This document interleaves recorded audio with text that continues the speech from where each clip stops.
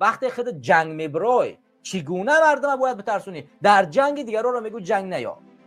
برخواست به سید مکرم، به یک کثیف‌ترین انسان در تاجیکستان حمله کرد. این شرفمندانه بود و تاجیکانه بود. یک قول حضرت علی است که بسیار مشهور است، میگوید که هر روز میگوید که من فردا آدم میشم. چرا از حوض آغاز نمیکنی؟ چرا از امروز شروع نمیکنی آدم شدن؟ به امید فردا میگذاریش. مشکل در اینجاست که ما از چند مسئله در هراس داریم، در حالی که طرف دیگه شان نگاه کنیم. همین هراسی که امروز ما در مخالفت میبینیم، بعضی ها با اشاره که با طرز از بچه‌هایی که چهره آشکار میکنن در راه مبارزه میبرایند، جان رو در خطر میگذارن، میترسن و یا اینکه اشاره میکنن که نباید این کارا کرد. باید یک نکته را ذکر کرد دید که ما امروز از خطر میگریزیم ولی در خطر هستیم. یعنی ملت ما امروز خودش در خطر است، دیگه گریز فرار که نداره. یا این که میاد در صف مخالفت میشینی، مبارزه میبری، یا پیروز میشی، زندان میشی، کشته میشی. و یا این که مثلا مثل اونی که میبرن در جنگ اوکراین را به قتل میرسون. امروز زیاده از 1000 نفر در جنگ اوکراین از طرف تاجیکستان، یعنی در با پشتیبانی از روسیه میروند میجنگن، ولی با از طرف اوکراین در مقابل روسیه میجنگن. زیاده از 5 تا 6 هزار در جنگ سوریه و عراق کشته شد. 10 ها نفر دیگهش در این و این تروریست ها در این طرف مثلا در کراکوس سیتی، اون طرف در افغانستان، این طرف در ایران، در هر جا در آلمان در عملهای تروریستی با گناه‌های گوناگون کشته شد. پس خطر در وجود ملت تاجیک و مردم تاجیک موجود است. امروز اگر ما حساب کنیم هر ساعت هر ثانیه ما یک تاجیک در روسیه یا زندان می شود با بهانه ها و اتهام های بافته که می بافن شد. مثلا میارن یک سفیدی را میپرتوین میبرن زندان رو، یک کار دیگر میکنن میبرن تا اتهام میکنن میبرن زندان. و یا اینه که زیر تحقیر شکنجه فاشیستا قرار میگیرن، دیپورتاسیون کرده میشن میرن تاجیکستان در بیکاری. و یا اینه که در همون داخل روسیه کشته میشن هر ثانیه. پس خطر نه تنها در این است که تو میره در تاجیکستان شرفمندانه به خاطر ناموس ملت وطنت حد امکان پیش وجدانت بداری که به خاطر آزادی ملت و آزادی وطن برآمدی و تو را بردن زندان کرد. شاید این بخشاش مردم در نظر نمیگیره، این نکته ها را و این ارگومنت ها را نگاه نمیکنه. او طرفی که بله میروند زندان میشوند، این شکی نیست که بله قربانی است، ولی باید طرف دیگه شان نگاه کرد که ملت بدون اونم به هر راه و بهانه بوده زندان و کشته شد یا نشد. پس در این راه مقدس و شرفمندانه برای زندان شد بهتر نیست؟ همونطور که برادر خودت او رو صحبت کرده که برادر من بارها میگنش که بیا گناه تا یعنی چی که بخشش بپرس، در مقابل این مخالفه هر زن ما میبخشیم، زندان آزادت نکنیم. من هیچ وقتی از راهم پشیمان نیستم و هیچ وقتی بخشش نمیپرسم. این معنای چی را داره؟ او پیش وجدانش، پیش شرافتش چیکار کرده است؟ قانع است، مطمئن است که هیچ خیانتی نه به خدا کرده است، نه به رسول کرده است، نه به ملت تاجیک کرده است، نه به وطنش کرده است.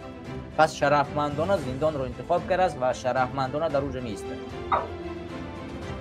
و ذلت را نمیپذیرد. فکر کن همین کسی که امروز میاد در روسیه به بهانه‌های گوناگون میبرن زندانش میکنن، آیا همین وجدانش عذابش نمیتیه که چرا من امروز زندانم؟ به خاطر چی در روسیه من زندانم؟ یا این کسی میره در جنگ اوکراین کشته میشه، آیا این شهید میشه؟ نزد پروردگار فردا جواب نمیده. برای همین ملت تاجیک که در همین جنگ اوکراین و روسیه هیچ دخالتی نداره، ربطی نداره، در اینجا گناه نمیگیره، پیش وجدانش عذاب نمیکشه. اگر زنده هم باشه اون اونجا رفته میگه مادرش عذاب نمیکشه که فرزندش شاید امروز بمیره فردا بمیره، پدر فرزنداش، زنش، نزدیکاش اذیت نمیکشن. پس ملت ما الکه در یک وقت حالت جنگی قرار داره. این نقطه را باید در نظر نگیریم، باید برآمد مبارزه را پیش بود. امروز فردا ما خودت پیر میشیم دیگه، ما اوت برای سنگر رفتن نیستیم. پس جوانی نباشد که نبراید برای سنگر آماده نباشد. پس کی میره و این انقلاب میکنه؟ بله. کی میاد قربانی میکنه؟ من و تو الگه بس این چیل میدرویم امروز فردا دیگه دویده نمیتوانیم. ما از 23 سالگی ما در این راه بر آمدیم. او زمان جرأت و جسارت و توانایی قوی بود میتونستیم میره در جهان. باز علیها هر سال سینما میره، امروز فردا به 40 میدریم و 10 سال بعد 50. ما در کدام سنگر به کار میریم؟ پس سنگر این نسل جوان و نیرومند با بازوی تاجیکی قوی اسلامی برمیخزه میره انقلاب. پس نباید از شعرها ترسید، نباید از برآمدن راه مبارزه ترسید، نباید از ریسک کردن و از خطر کردن ترسید. اگر همین روز در تاجیکستان یک ظالمی که میبروید یک خواهر مسلمانی تو را اذیت میکنه، اگر تو جسارت پیدا کردی همون را لطکوب کردی 100 سال زندان میکنن. شرفمندترین مردم میرن 100 سال زندان میشن. میرم میشینم زندان، مشکل نداره. بگذار چهره ما آشکار میکنن، خائن میگن، مشرک میگن، نمیفهم، هزار اتهام بزنن، ولی من نزد وجدانم، نزد دینم، نزد ملتم، نزد خواهر مسلمان تاجیکم افتخار میکنم که به خاطر این بردم مرا زندان کردم. این افتخار است. آیا من همین یک نفر را جزا دادم؟ آیا فکر کردی نفر دیگه جسارت میکنه این کارا میکنه؟ من اگر فردا انقلاب کردم دست اون نفر را که با این همین سید مکرم حمله کرد دستشم میبوسم، دستشم میبوسم. او قهرمان است. موفق شید نشید فرق نمیکند. همینه که برخواست به سید مکرم، به یک کثیف‌ترین انسان در تاجیکستان حمله کرد، این شرفمندانه بود و تاجیکانه بود. این هزارها فتوا برآورده است در مقابل همین ملت و همین دین، همین کشور. این شرفمندی است. این را جوان مرد میتونه بکنه، این را یک زن صفت نمیتونه بکنه. این را در پشت پرده بجا شده نمیشود کرد. این را باید جسارت مردانگی و چی را پیدا کرد که برآمد این کارا را کرد. پس نباید از زندان، از مردن، از شکنجه، نمیفهمم، از این اون ترسید. باید برآمد صحبت کرد، باید برآمد مبارزه بود، باید برآمد نقشه ها را گفت که باید چیکار بکنیم. ما با برنامه‌های داریم، خود مبارزه، ما خود نترسونیم مردم که نبراید کشور این در زندان، نبراید. از زندان چرا باید بترسم؟ مشاهد برادری که در زندان است دیگر. سهراب ظفر 30 سال زندان شد، نمیدونی زندان شد. در روز دادگاه به مادرش گفت که مادرم غم نخور، پروا نکن، من نه خیانت کردم، نه دزدی کردم، نه یگان تجاوز کردم کسی را، نه قانونی را شکستم، نه به وطن نه به ملتم خیانت کردم. گفت کسی در پشتت نیست. از گفت مادر غم پروایی نکن، بگذار کسی پشتی منم نباشد، ولی وجدانی من پشتی من هست، خدای من پشتی من هست. این برای من کافی است. یعنی اینا میگن شرفمندانه مبارزه بردن، اینا میگن شرفمندانه در راه ایستادن، اینا میگن شرفمندانه برای آزادی و آبادی وطن جنگیدن. خب وقتی خود جنگ میبرای چگونه مردم باید بترسونی؟ در جنگ دیگران رو میگو جنگ نیا. خب جنگ شهادت میخواهد دیگه. تو در جنگی دیگر را دعوت میکنید برادر جنگ نیا که در اینجا خطر داره. خب تو چگونه مجاهد مبارزی؟ چرا دعوت میکنی پس؟ چرا مردم میترسانی؟ درست. نباید انسان ها را ترسان. جنگ جای ترس ندارد. اگر به جنگ نمیخوای نیا دیگه. این جنگ است. جنگ امروزه همین است که میبروی میزنی، مبارزه میبری، یک بین پدر سوخته مثل سید مکرم جزا میدی. همین جنگ است خودش عینی ها. مبارزه از همین طور آغاز میشود.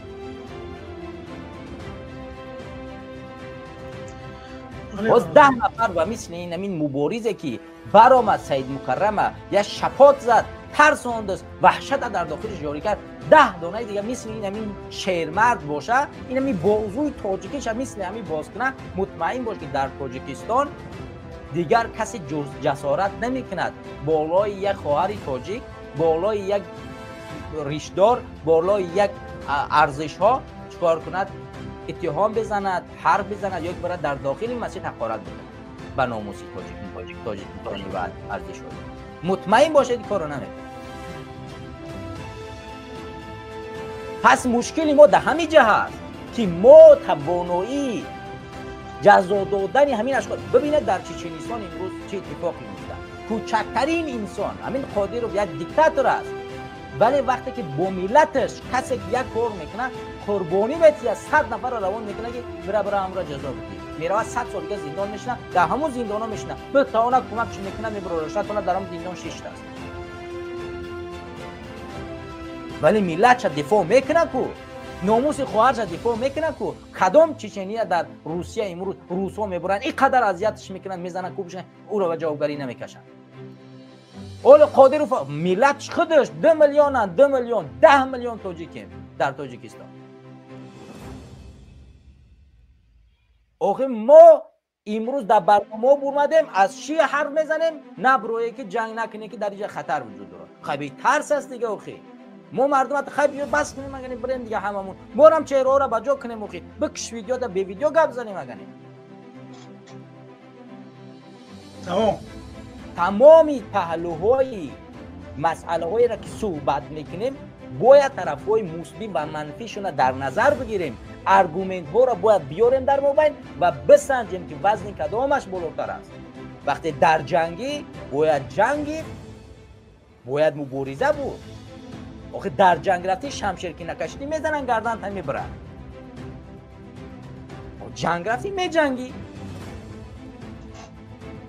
بله به همین اساس ما خواهش میکنم که وقتی که نقاط را ذکر میکنید اول یک سنجش و تحلیل بگذارونید که همین حرف من میزنم آیا ضرر دارد به ملت بر روند مبارزه بر رسیدن به همین انقلاب یا که نه آیا فایده من از ضررم بالاتر است یا کمتر آیا نفع من برای مبارزه بیشتر است یا کمتر اینا را پهلوهاشو باید سنجی بدون سنجش برآمدن این نقاط رو زدن این ترساندن مردم است خب بگیم که بگذار که مردم نبروین به چهره آخه همین مردم به چهره چکار کردن تو در طول 10 سال کجا شدن کدام شد تو میشناسی من میشناسم همین به چهره را کدام کاری عملی در طول 10 سال کردن در طول 10 سال مادری تا عذاب بکشه پدری تا عذاب بکشه مادری ما عذاب بکشه پدری ما عذاب بکشه تمامی نزدیکای ما تا عذاب بکشن در خارج در غربت بگردیم اذیت بکشیم هر روز استرس بشیم ولی همون پشت پرده در کجا انوخی چرا یک کسی که امروز خونه تو میروه مادری تو اذیت میکنه مادری پیر تا نوار میگیره در ابرو و در شان شرف در چی میبره که بگه که بچه من آخ کردم دیگه نیویم بچه من تو که بیاد نیوی من تو آخ کردم چرا نروه همین کسی که به همین کار میکنه همون را جزا نتیه پس همون آدمی پشت پرده دروغ است و نیست و بدن نبدنش معلوم نیست این برادر نوشته است که چهره نشان دادگان بسیار کردن کو اکو یعنی منظورش که بسیار کار کردن یعنی چه کار کردن چهره نشان دادن منظورش به این یعنی به کنایه یک برادر مبارز است نظریات خوبی می نویسه خب نگاه که وقتی که حرفو با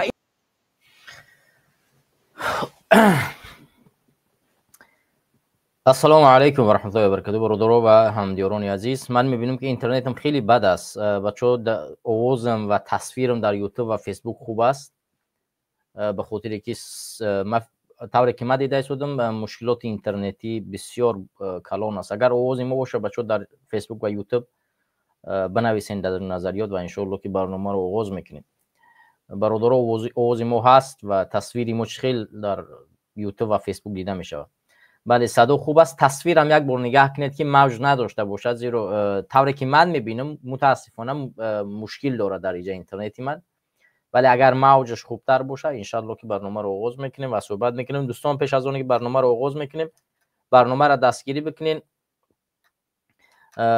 برنامه رو کم دستگیر بکنین و ان شاء الله کوشش تلاش میکنیم که بیشتر برنامه بکنیم دوستان عزیز متاسفانه با تصویر من کم اینجا یک کمک رساندم به وای فای امکان داره که بهتر بشه ولی تصویر متاسفانه همونطوری که برادر ما سیلا تیوی نوشتن آواز هست سیمو کمتر خیره تر است ان شاء الله که کوشش میکنیم در روند برنامه بهتر شود اگر که بهتر نشید دوستان بیشتر بنویسین در نظریات که سیمو خوبتر نیست و ما ان شاء الله که موضوع را دیم باره بررسی میکنیم و مسئله تکنیکی را میبینیم که چرا امروز مشکلات تکنیکی ما زیادتر شده است خب شروع میکنیم برادر و هموطنان عزیز تصویر خیره است. من فکر میکنم که دیگه تصویر کن یک بار دیگه دویم بار از نو خوریچیم بلاشم خوریچیم شاید بهتر. خب عین حال چی طور شد برادر؟ بهتر شد تصویری ما. من دیگر چیزها رو خاموش کنم ولی همه چیز خاموش است. بله بچه ها میگن تصویر بد است. بچه ها من عین حال یک بار دیگر تصویر رو ببینیم چی طور شد. من تمام چیزا رو خاموش کردم باید بهتر شده باشه تصویرم. یک لحظه بچه ها من استودیو یک تلفن دیگر رو ببینیم تلفن رو خاموش کنیم شاید مشکل در اینترنت هم باشد. خاموش است خاموش است همه چیز خاموش است نباید مشکل باشه. و هر صورت متاسفانه بازم این مشکلات دیده میشه. متاسفم برادر آواز در خوب است. در واتساپ هم تو بچه ها نوشتن که تصویر بیشتره. خب من یک لحظه خارج میشم و دوباره پیوست میشم انشالله که بهتر میشه. شاید بهتر شایدم.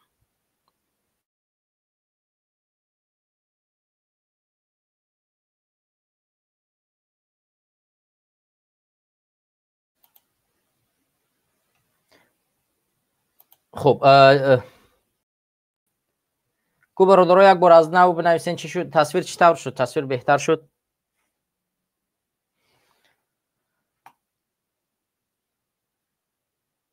مشکل نداره انشالله کوشش میکنیم صحبت بکنیم و در روند برنامه اگر تصویر بهتر شد خوبتر شد چی خوبه اگر که نشد برنامه رو کوتاه‌تر میگیریم مشکل نداره انشالله.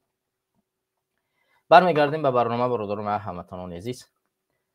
با هر حال کوشش میکنیم تا قدر امکان تصویر بهتر شد ولی به هر صورت تشکر از برادران که زیاد زحمت کشیدن کامنتاری نوشتن و از بابت تکنیکی که مشکلات بالای ما اومد. ما چند مدت میشه این مشکلات داریم ولی متاسفانه با چندین سبب ها نمیتونیم مشکلات رو حل بکنیم ولی ان شاء الله همین که کوشش میکنیم حالا در غیر امکان جا را عوض کنیم کاملا که بهتر و خوبتر شود چون یک حدودی طولانی چند مدتی میشه طولانی تر شد که این مشکلات تکنیکی در صفحه همین سوای اینترنتی ما موجود است که مشکل میشود به کامپیوتر اینترنت دادن و از این سبب پخش مستقیم و چند مدتی در زمانی که من در حرکت سیاسی گروهی بسیار بودم به قفا افتادن و من نتوانستم پخش مستقیم رو بیشتر ببرم.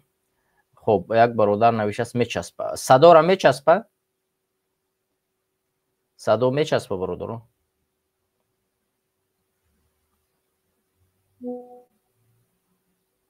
برادر که بر ویدیوتون از اگروسکا کنی چطور است میچسبه یا که نه به خاطر که من خیلی بخش من ویدیو را دویم بار میگذارم یک خارج میشم دویم بار پیوست میشم شاید بهتر شود ان شاء الله. متقاعد میسازه که دیگرا برمدن حرف زدن به چهره چی شد که من برام چیکار کردن اونا که من بکنم.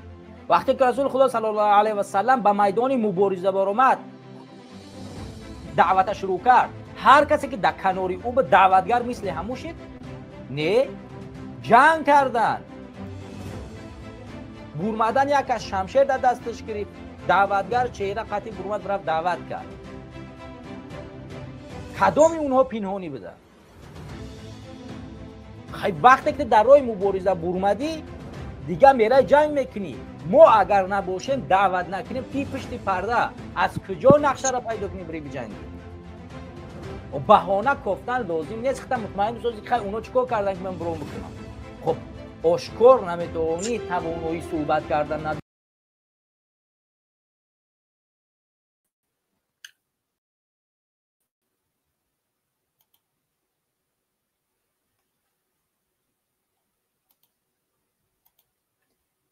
خب انشاءالله که در اینجا نشان میده بهتر شد و امیدوارم که همین گونه بهتر رفتن بگیره. عین حال من خاموش کردم این بار وصل کردم و در کامپیوتر من نشان میده که عین حال بهتر است تصویر و امیدوارم که در بچه‌هایی هم که مرا تماشا میکنم بهتر شد. الحمدلله امیدوارم که بهتر خوبتر شه. بله برادر که در واتساپ عکس را آن کرده بله من درک میکنم بله در اونجا تصویر بذارید ولی عین حال ان شاء الله که بهتر شد دیگر و خاطر که من خارج شدم این بار پیوست شدم و اینترنت هم یک بار خاموش کردم این بار پیوست کردم و امیدوارم که دیگه این مشکل پیش نیاد. خب برادرای عزیز، یک بار دیگه بنویسیم برادرها سیمو بهتر شد و اگر ویدیو در روند برنامه چسبید برای من خبر. خب ما شروع میکنیم چون من میبینم که بهتر است. به هر صورت امیدوارم که در زیر نظریاتم بچه‌ها خوب باشه. حالا برادران ننوشته سودیان ولی به هر صورت خوب است، خوب شد. خب تشکر از همه شما، تشکر. بسم الله الرحمن الرحیم. الحمد لله والصلاة والسلام علی رسول محمد و آله و اصحابه اجمعین. اما بعد، السلام علیکم و رحمت الله و برکاته خدمت همه شما همیاران و هموطنان عزیز و گرامی قدرم. عبیدالله سعیدی هستم و شما را با برنامه 23 قدرت و حقیقت خوش آمدید میگویم. امیدوارم که در این برنامه بتوانیم یک بحث مناظره مفیدی داشته باشیم طول چند ساعت اخیر و پیرامون موضوعی که گذاشتیم و چیزهای دیگری که اگر لازم باشد برای گفتن بگوییم و صحبت کنیم و از گفتار یکدیگر یک چیزی برای آینده خود، آینده کشور، آینده فرزندان خود بیاموزیم و تغییراتی را در زندگی خود و انقلابی را در داخل خود آغاز کنیم. تمام برنامه‌ای که ما در اینجا انجام میدیم هدف اصلی ما انقلاب داخلی مردم است، چون انقلاب داخلی مردم، انقلاب فکری مردم باعث می‌گردد که ما میتوانیم در آینده در تاجیکستان یک انقلاب واقعی را به میان بیاریم که این انقلاب واقعی از انقلاب فکری مردم تاجیکستان وابستگی خیلی نزدیک دارد. اگر با این انقلاب فکری را به میان نیاریم مطمئن باشد که هیچ انقلاب در تاجیکستان، انقلابی که به نفع مردم باشد، صورت نمیگیرد. همدیاران و هموطنان عزیز و گرامی قدرم، انقلاب فکری مفادش در این است که ما اگر که بتوانیم انقلاب فکری رو در جامعه پیاده بسازیم، وقتی به وطن برمیگردیم و هر اشخاصی که به سر حاکمیت میآیند ما اونها را نمیگذاریم که آنها هر کاری که میخواهند در سر قدرت نسبت ما انجام بدهند، چی تصمیم هایی را بگیرن، چی قانون هایی را قبول کنند، ما اینها را نخواهیم گذاشت. چون انقلاب فکری اجازت میدهد که انسان بیداری سیاسی داشته باشد و در روند این بیداری سیاسی نگذارد که هر قانون قبول کرده می شود در مقابل ملت و در مقابل کشور، در مقابل ارزش های این ملت و این کشور باشد. برای همین ما این کارها را انجام میدیم. اصلی هدف برنامه ها این بیدار کردنی یعنی فکری سیاسی مردم است و بر اساس همین ما برنامه های خیلی زیاده داریم و باز هم برنامه ها را بیشتر و بیشتر میکنیم تا این فکر را در تفکر مردم جای کنیم. اگر این تفکر را مردم برداشت کردن، گرفتن، مطمئن باشید که هر انقلابی شد آینده خوبی برای ملت ما و کشور ما در انتظار است. و در غیر صورت شما تصور کنید که مثال میگیریم که یک حزب سیاسی که میتواند در یک جبهه تشکیل کند و برگردد وطن را از دست ظالم امالی رحمانوف نجات بدهد و اون حزب سیاسی یا اینکه جریان سیاسی که موجود است از جانب خارجی ها و یا که هر یک روند منفعت دار چیکار میکند؟ سرمایه گذاری میشود. وقتی قدرت را به دست میگیرد، اون قدرت را توسط مردم به دست نگرفته است، اون قدرت را توسط همون روندی که براش کمک رسانده است و توسط همون قدرت را به دست گرفته است و از این خاطر به ملت و این کشور ضرر میرساند و مثل حکومت رحمانوف یک حکومت جدیدی دیگه میآید با اسمی دیگر، با نظام دیگر و فقط همین کار را که رحمانوف میکند در قالب دیگر انجام میده. نمونه مثال آشکارش را میتونیم بیان کنیم که مثلا در کشورهای زیاد انقلاب ها صورت گرفته، چه در مسئله مصر بگیریم چه در دیگه مسائل، ما دیدیم که وقتی که مردم بیداری سیاسی خود را استفاده نکردن، خب هر یک کشوری اول قدرت توانید، مثلا در مصر امروزه پرزیدنت قبلی که منتخب مردم بود، یک کشورهای عربی، کشورهای غربی اومدن سرمایه گذاری کردن و یک نفری که در ساحه نظامی کار میکرد و نزدیکترین انسان به همین پرزیدنتی قبلی که انقلابش کردن بود، او را چکار کردن؟ او آمد همین پرزیدنتی چرا توسط سربازا انقلاب کرد و کشور را تای دست گرفت و 10 سال می شود مردم اونجا را چکار میکند؟ ظلم میکند، ستم میکند و در دیکتاتوریت حتی از تاجیکستان هم بدتر می شود در بعض حالت ها. به همین اساس ما وقتی که در روندها کار میکنیم، اصل هدف ما این داشتن تفکر سیاسی و انقلاب سیاسی در گوش مردم و در تفکر و در افکار مردم است و بر اساس همین ما بارها و بارها برنامه‌های خود را طولانی تر میکنیم، مبارزه میبریم، بیشتر برای شما در نمایش میگذاریم تا اینکه این تفکر در شما جا شود که وقتی که من به سر قدرت همچون عبیدالله سیدی رسیدم، برای من اجازت ندید که طوری که من میخواهم حکومت را اداره کنم این را برای من اجازت ندید، چون هر انسان نفس دارد و نفس خود را در بعض حالتها کنترل کردن نمیتواند. انسان جایز الخطا، انسان خطا میکند، ما همه خطا کاریم.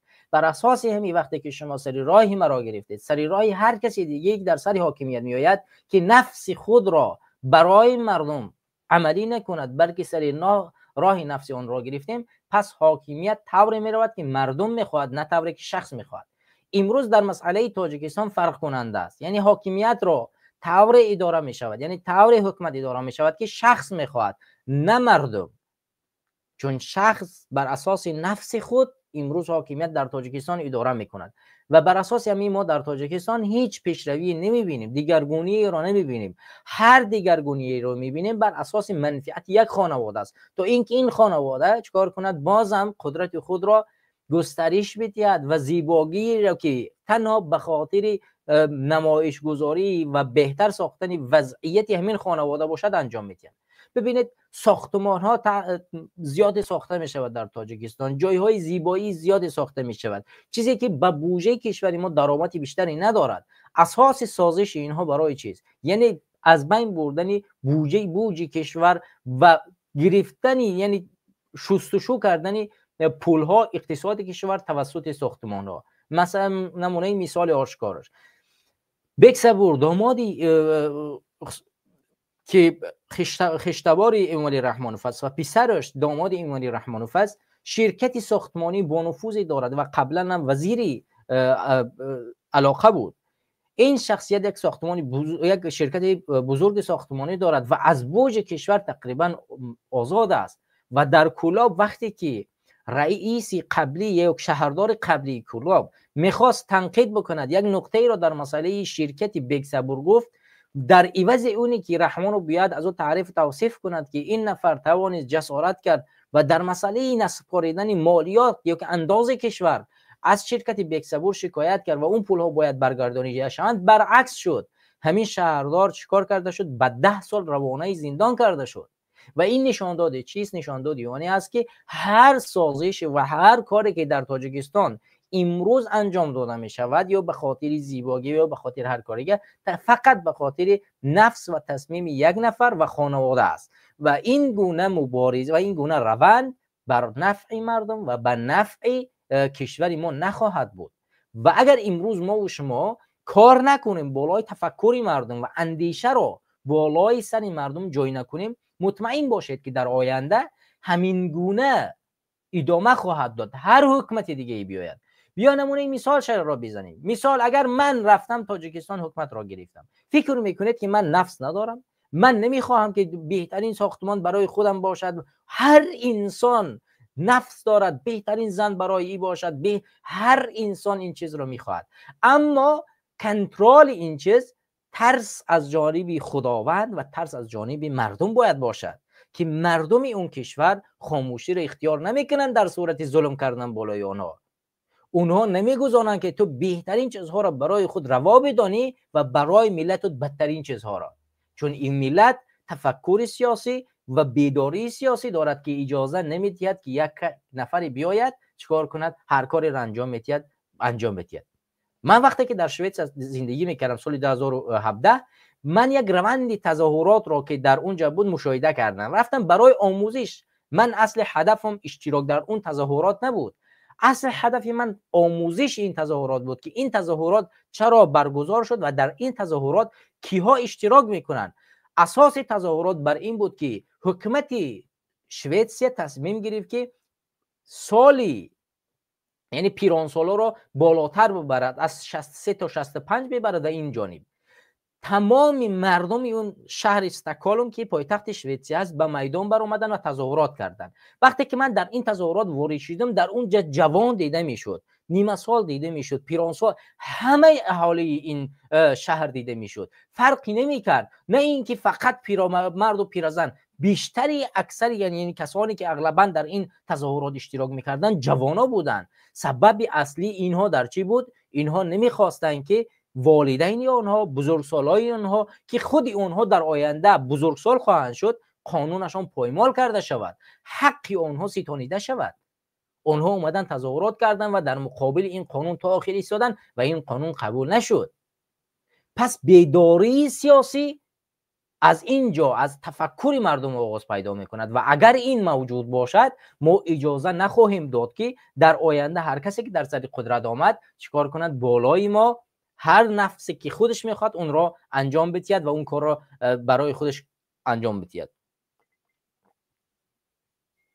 برای همین برادران و خواهران عزیز و گرامی قدرم فعال باشید و مقاله ها بنویسید. هر روزی روزتانه و تا بگاه وقتی که میشینید بیکار میمونید در خانه یک دفتر را بگیرید و روی این دفتر تصویر بکشید که امروز من چقدر کار کردم، چقدر مالیات سپاریدم و چقدر خرید کردم و از این خریدی من و از این مالیات من به کجا مصرف کرده می شود و در کجا می رود. این چیز برای شما نشان میدهد که شما با تفکر خودتان بازی میکنید و بهترش میسازه، تقویتش میدید که شما علمتان، دانشتان بیشتر میشود و دقیقا میخواهید فهمید که برای چی شما باج کشور میسپارید و این باج کشور در کجا مصرف میشود.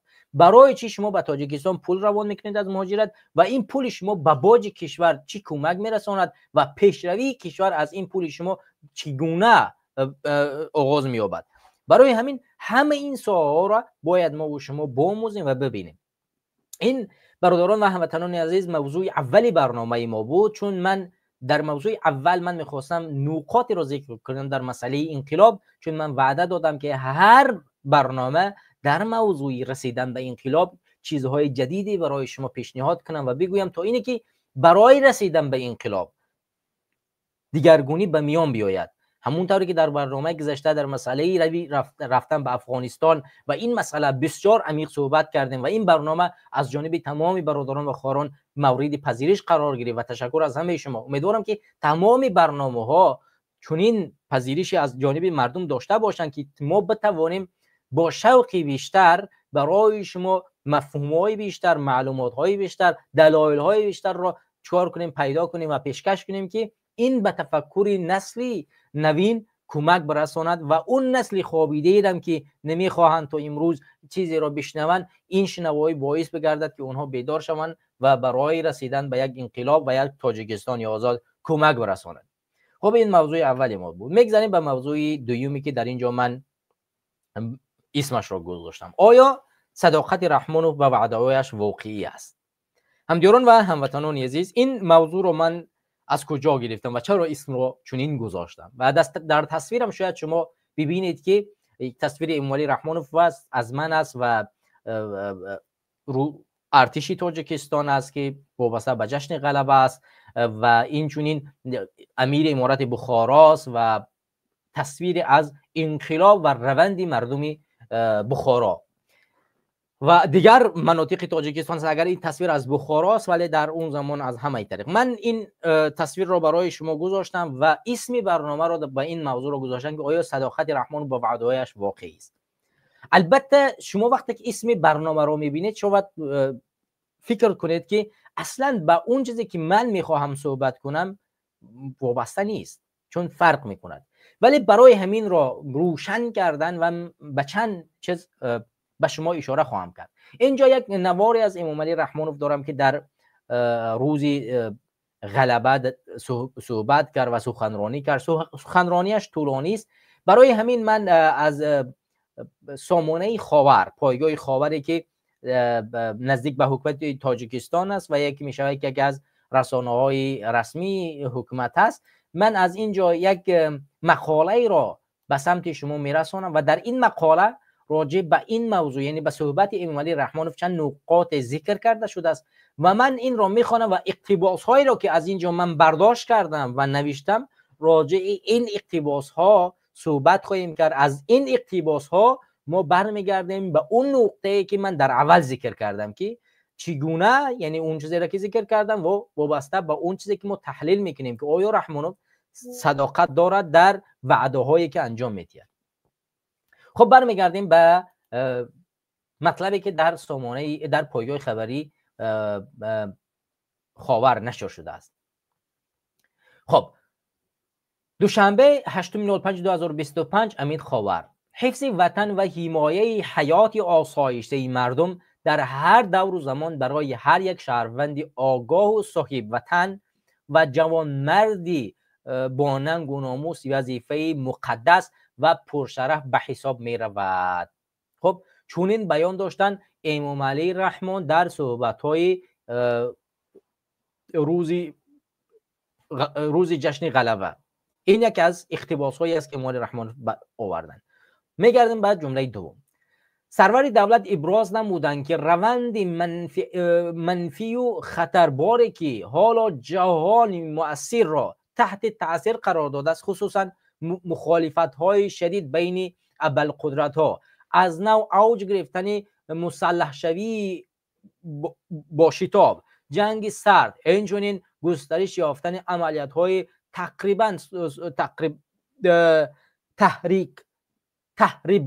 تحریب کارانه سازمان‌های تروریستی و اکستریمیستی، از خدمت‌های حربی، سطح بلندی آماده باشی، مهارت و ملکه کسبی، حس وطن دوستی، وطن پرستی، جسارت و دلیری و مردانگی فداکاری طلب می‌کند.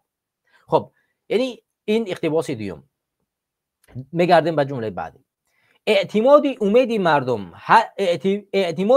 مردم هر یکی شما فرزندان صادق وطن را وادار می‌سازد که همیشه هوشیار باشید، زیرکی سیاسی را از دست ندهید، سطح کسبیت و آمادگی جنگی خود را منتظم بلند بردارید، نمونه رعایت قانونیت، تربیت و انتظامی حربی باشید.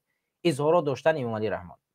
سرور دولت همچنین تایید نمودند که حفظ صلح پایدار، ثبات کامل سیاسی، تحکیم وحدت و خودشناسی ملی و پایه‌های دولتداری تاجیکان وظیفه مقدس هر فرد جامعه ما می باشد. این اقتباس دیگر.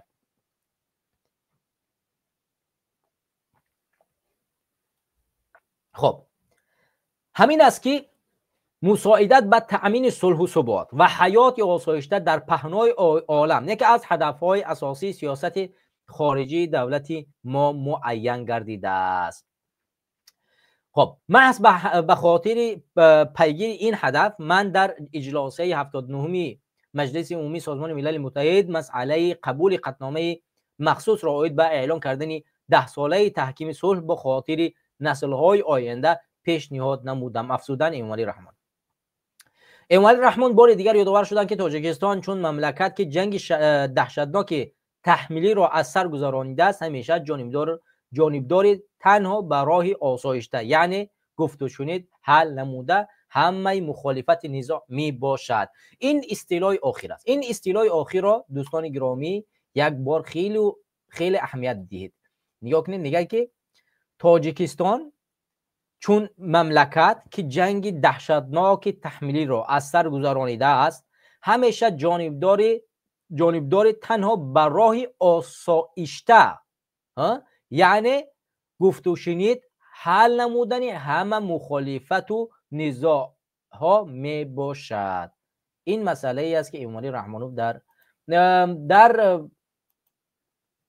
روز سخنرانی خود اشاره کرده. نواری اونم هست، نوارش را بعداً برای شما میگذارم. حالا میگذاریم به اصطلاحی که اقتباس هایی که امام علی رحمانوف در همینجا استفاده کردن. از اقتباس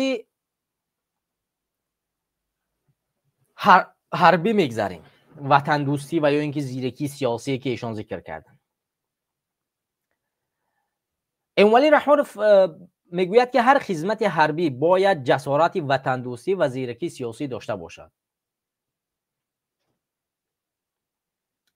حالا بیایید چند نکته رو در اینجا نظر کنیم که در طول 30 و چند سال حاکمیت امام علی رحمانوف برای بلند برداشتن روحیه وطن دوستی میان نظامیان چگونه کارها انجام داده شد.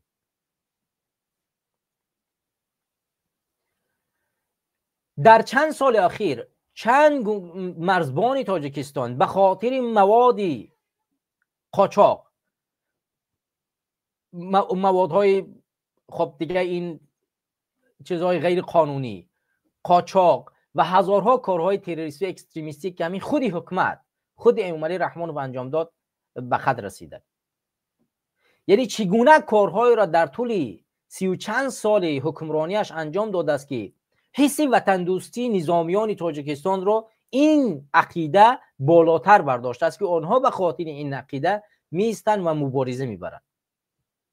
چند نمونه مثالش را شما در نظریات بنویسید که امام علی رحمانوف در طول چند سال اخیر چگونه اقدام‌هایی را برای بهتر ساختن وضعیت نظامیان که حس وطن دوستی آنها بالاتر برود انجام دادند. حالا من در نمایش میبینم، مثلا در نمایش میبینم که در بعضی از مناطق‌های تاجیکستان کنسرت‌های گوناگونی آماده میسازن برای سربازان و یک مثلا قدم قربان را میبرن و 10 نفر دیگر مثل این چاپلوس را میبرن، در اونجا صحنه سازی میکند، سرود میکند، رقص میکنند سربازان. و از دید امام علی رحمانوف این حس وطنداری بالا بردن نسل جوانی است که به خدمت حربی سفربر میشود و در اونجا ادای خدمت وطن میکنند. یعنی وقتی که شما میخواهید حس وطن دوستی یک سرباز را فقط با سرود خواندن، با رقص کردن بالا بردارید، چگونه میتواند بالا برود؟ دوم نقطه، استفاده فشار برای گرفتن سربازان به ارتش، مگر این بلند برداشتن حسی وطن دوستی سرباز است؟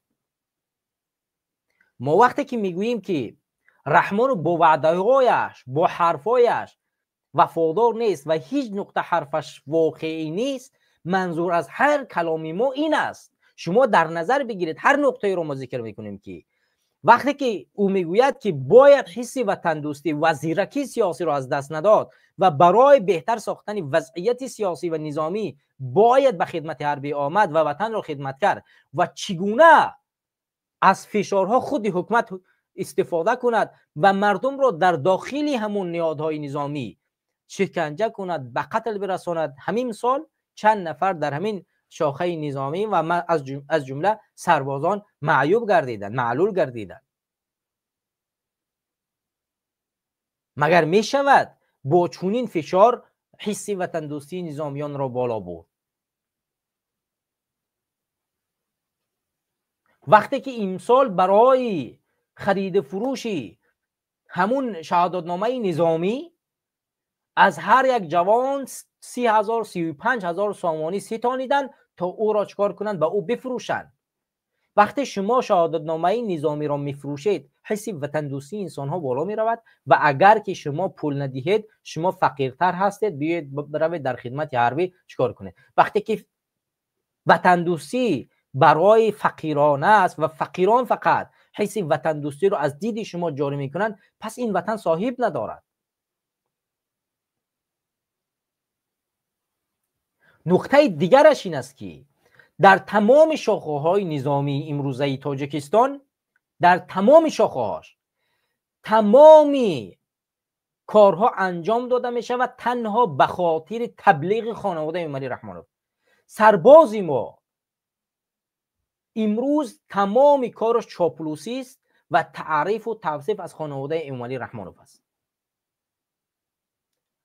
در سال 2021 وقتی که امام علی رحمانوف چکار کرد؟ فرمان داد در ولایت مختار کوهستان بدخشان همین سربازانی که به اصطلاح امام علی رحمانوف گویا وطن دوست بودند بالای مردم عادی تیر خالی کردند. وقتی که یک سرباز و هموطن خودش را بیگناه میکشد و سوال نمی کند که اینجا من چرا این را کشتم، چگونه می شود گفت که حسی وطن دوستی و حسی وطنداری دارد؟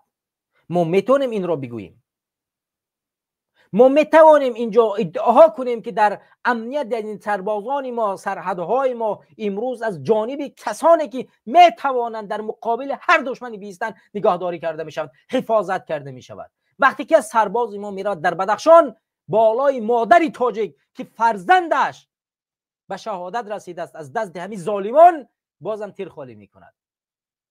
تابوت فرزند مادر در دستش در میدان ایستاده است، میاد لطکوب میکند و کسی که از فرزند این اومده ضرورش حمایت میکند به قتل میرساند، شکنجه میکند. ما میتوانیم این را وطن دوستی و وطن داری بدانیم.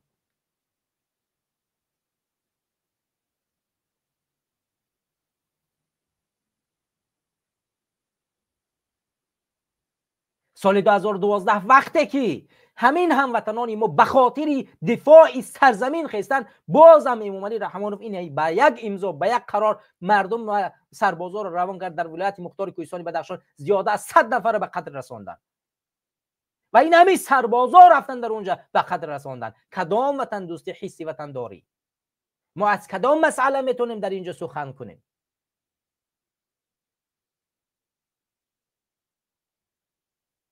یعنی فقط تمام کارها تبلیغ خانواده رحمانوف و خدمت به خاطر یک اولاد و یک شخص و هر کاری که برای شایسته اون باشد چیکار میکنن؟ انجام میدن. حالا من به نقطه بعدی برمیگردم، ولی اینجا میخوام این نقطه رو ذکر کنم که در همین گرند سلمی که در دوشنبه برگزار شد، گوشتین جودا در همین جا یکی از تبلیغگران همین حکومت، یکی از کثیف‌ترین انسانی که در اونجا رفته بود، نقطه خیلی جمله خیلی معروف این چاپلوسا رو در اونجا اشاره کرد که ما تمام این برنامه ها را برگزار میکنیم، تمام این کارها رو میکنیم فقط به خاطر خوشحال شدن جناب عالی.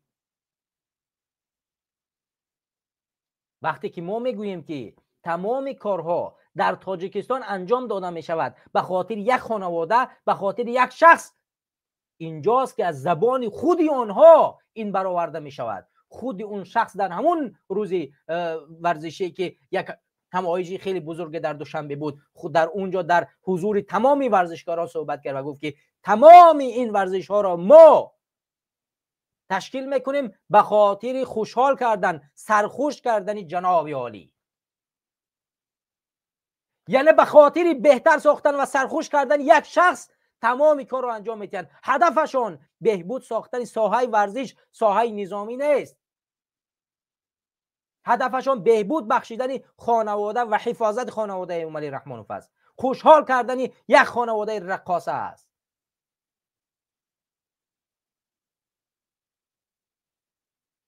ملت مسلمان امروز آمده است به اون درجه رسیده است که به فرمان یک بدبخت اجازت میگیرد میرود برادری مسلمانش را به قتل میرساند، باز میآید چیکار میکند؟ برای این رقاصه میرقصد و سرود میخواند و کون میجنباند.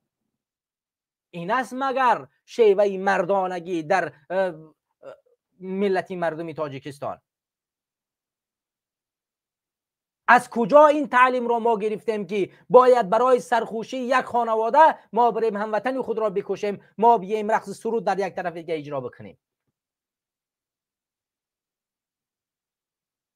همون زمانی که مادر گلبدین زیابکوف در ولایت مختار کوهستان بدخشان نالش میکرد، ناله داشت، غم میخورد، در خانهش گریه میکرد، همین بدبخت ها بودن که در با میدان شهر باروخ چیکار کردن؟ خاروخ چیکار کردن؟ رقص پیدا کردن، حافظای سراینده های مشهور تاجیکستان آوردن، یک رقص سرود کردن، با چند تا کثیف بدخشانی هم در همونجا برومد رقص کرد، سرود خوان، نمیفهم فلان و بسمدان کرد، در حالی که مادر غمخوار تاجیک که فرزندش را از دست همین ظالمان به قتل رسانیده بودن از دست داده بود، در کنج خانهش با صدای همین موسیقی نالش میکرد و در گوشش پخته زده بود که نشنود و گریه میکرد. مگر این ناموسی تاجیکی است؟ مگر این ناموسی مسلمانی است و این حسی وطنداری است و این حسی وطن دوستی است؟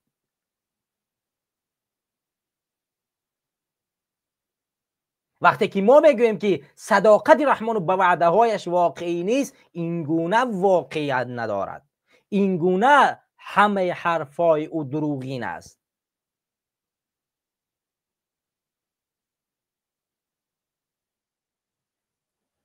برمیگردیم به اقتباس دیگرش.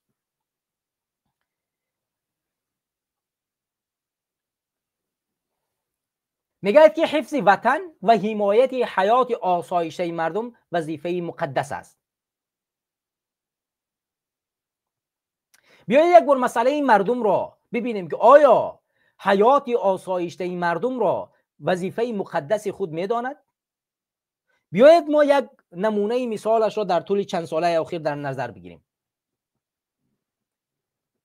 در واقع اگر ما نظر کنیم، امام علی رحمانوف در سال 1992 با کمک فرانت خلقی با انتخاب سنگک سفروف به میدان سیاست از یک بازار دهقانی کلخاسچیک به میان آمد.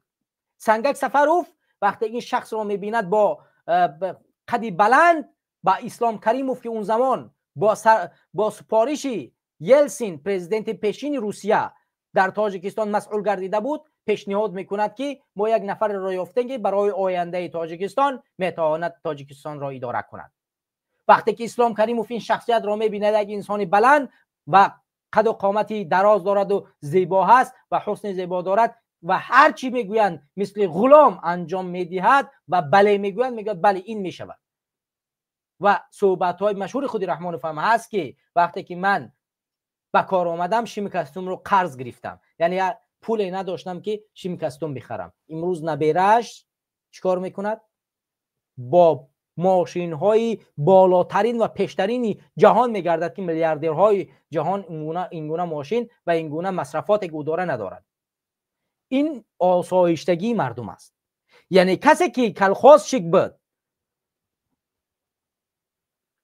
شیم کستومش را از جوره هایش، از همکرسانش قرض میکند و بعد به پارلمان میآید و بعد به جمعیت میآید، امروز چگونه دارایی دارد؟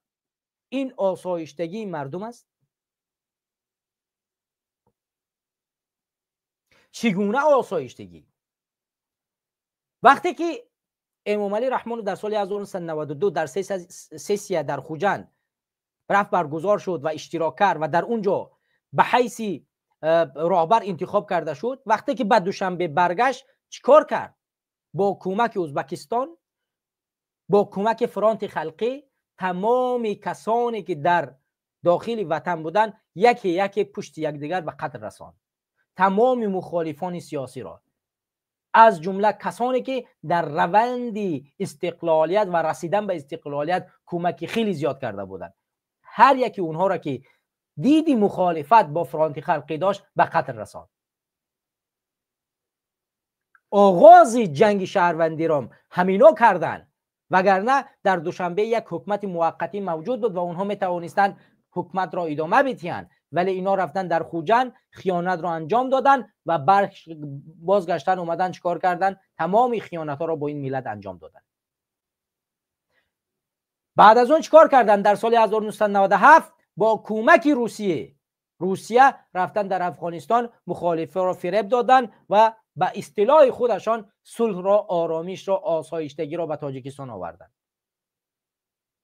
و تا امروز اعلان می‌دارند که در روند صلح و تمام کارشناسان و تمام کشورها برای امام علی رحمانوف احترام قائلند، به خاطر آن چیزی که این نفر نترسید و رفت در همین صلح اشتراک کرد. آخه جنگ کرده و شروع جنگ هم از جانب همینا بود. همین جنگ را آغاز کردن، دیگر چرا باید نرود خاتمه ندهد؟ آغازگر جنگ همین بود. پس در اون مسئله دیگرش که شما حرف میزنید غیر منطق میشود. چگونه باید ما احترام قائل باشیم به این شخص؟ بله، رفتن در افغانستان با مخالفانی که فریب دادن اونها را صلح کردن و به وطن یک آرامش را به میان آوردن. بله، آرامش و آسایشتگی تا یک اندازه در قالبک وجود داشت، ولی در آخر چی شد؟ تاجیکستانی بعد از جنگ شهروندی را یک بار در نظر بگیرید.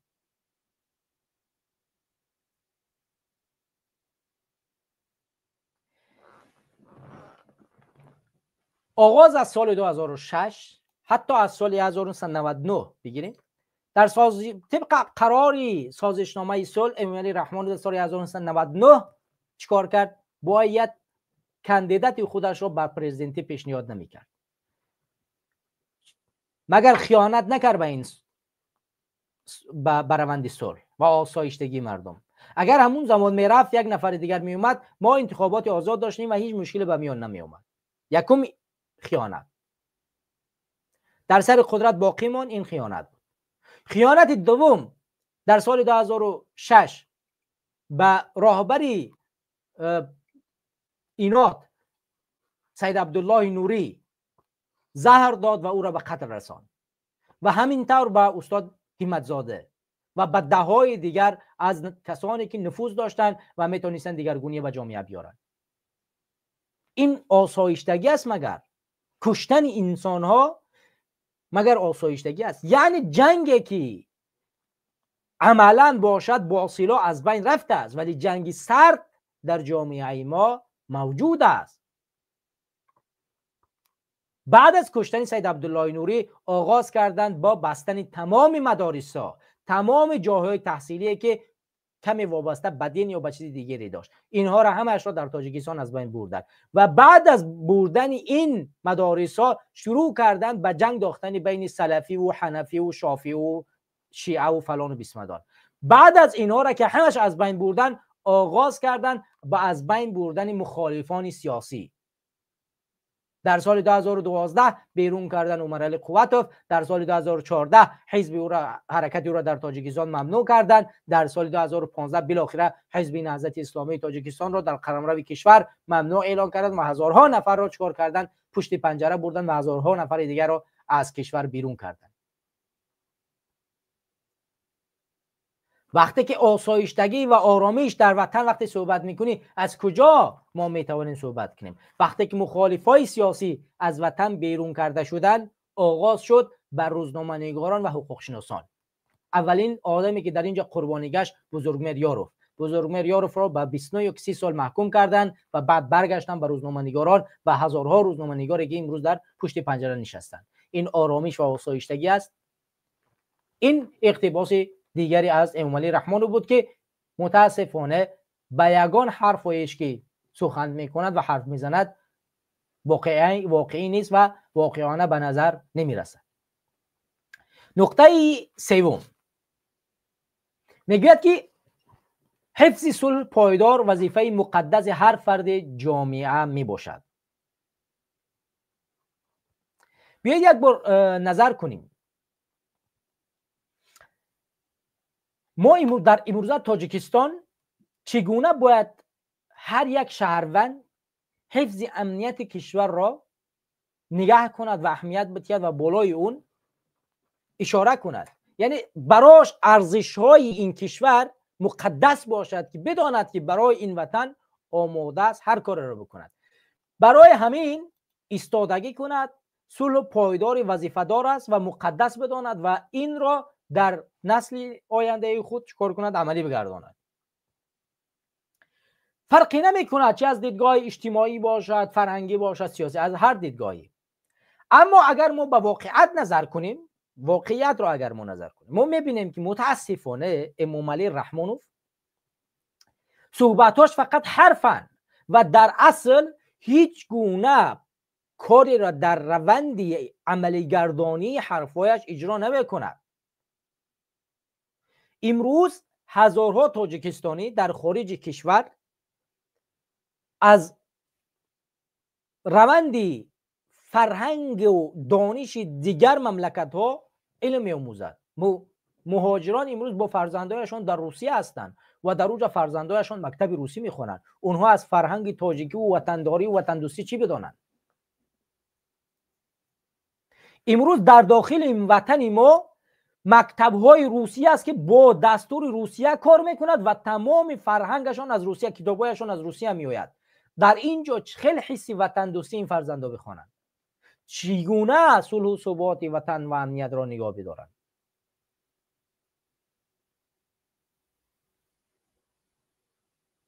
وقتی که شما اقتباس میارید، اقتباس هایی بیارید که در اون اقتباس ها حد امکان اندازه حرف واقعی وجود داشته باشد که یک انسان عاقل وقتی او را میخواند و او را چکار کند؟ نگاه بدارد.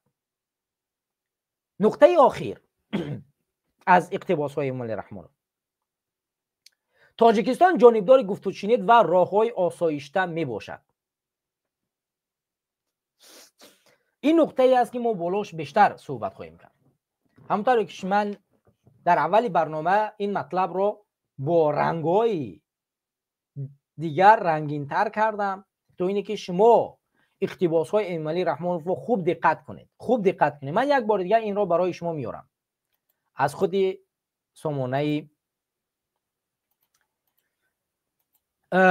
سامانه پایگاه خبری خاور. ببینید دوستان، در اینجا نوشته است که خب ما پیشوانو امام علی رحمان بار دیگر یادآور شد که تاجیکستان چون مملکتی که جنگ دهشتناکی تحمیلی را، اینجا نگاه که تحمیلی، در حالی که خود امام علی رحمانوف یکی از روندها، یکی از طرفهای جنگ بود و اگر جنگ تحمیل شده باشد خود امام علی رحمانوف این جنگ تحمیلی را آورده است.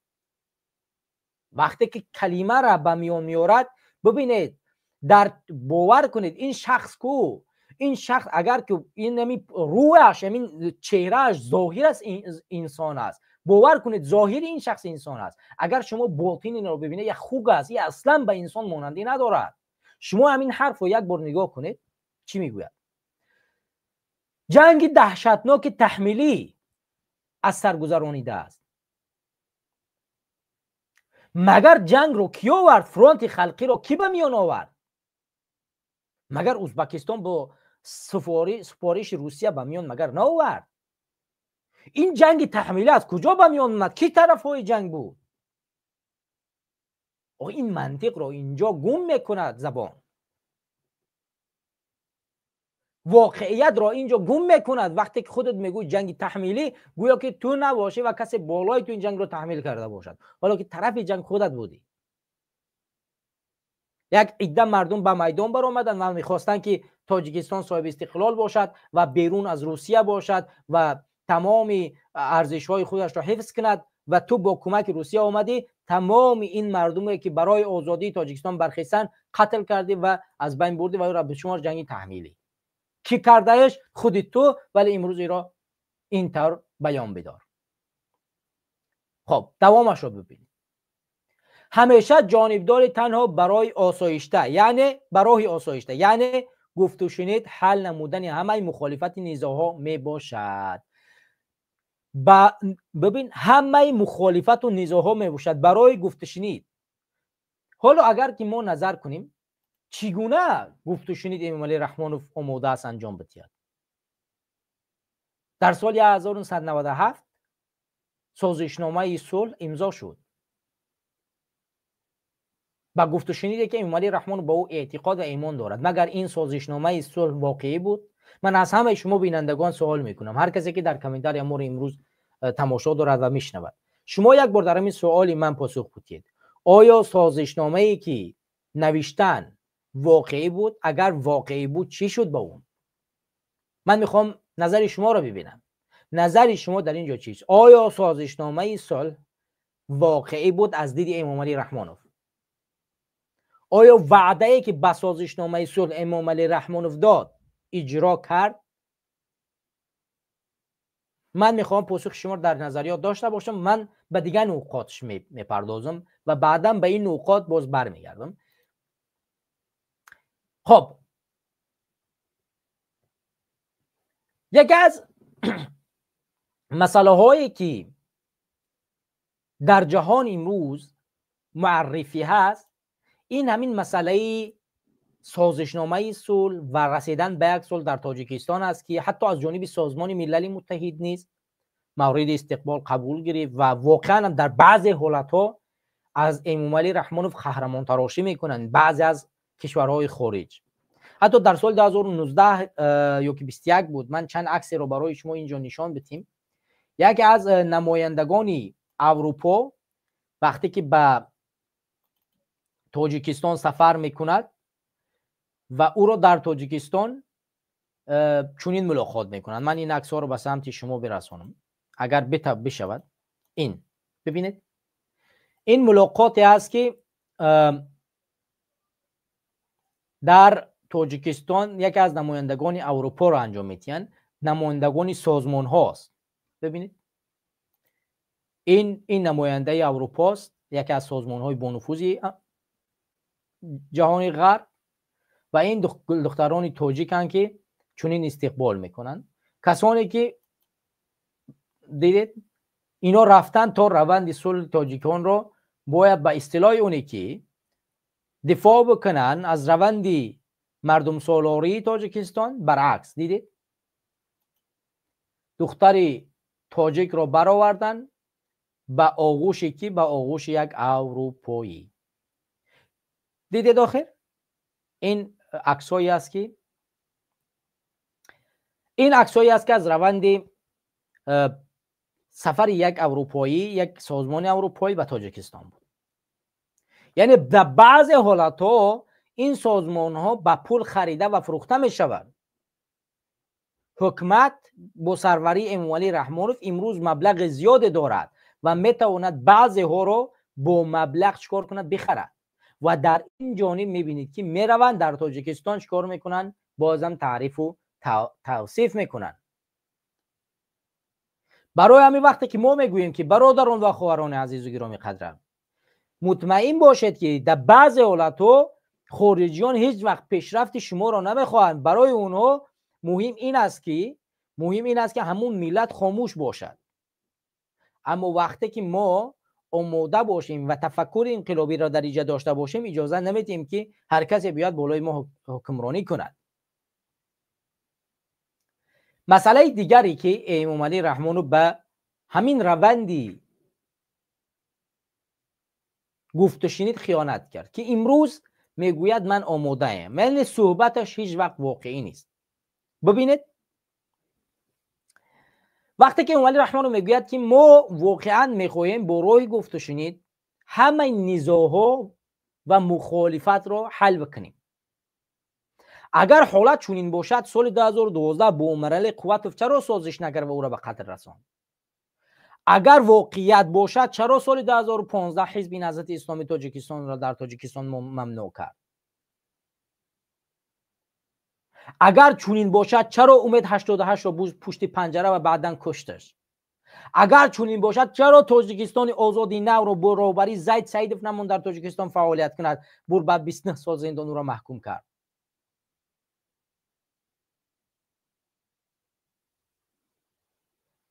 اگر چنین باشد محمد روزی اسکندرов رئیس حزب سلسله دموکرات رئیس حزب دموکرات تاجیکستان را چرا برد به زندان محکوم کرد؟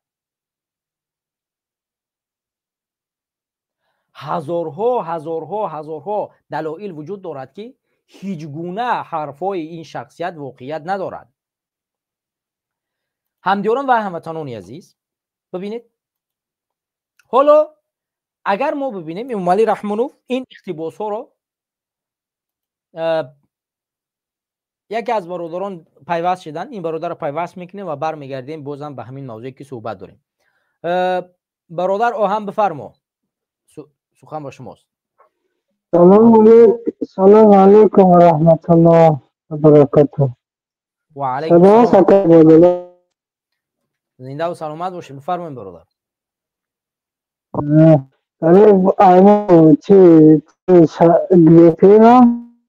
نواشی قطعینا بدون صدا میارن.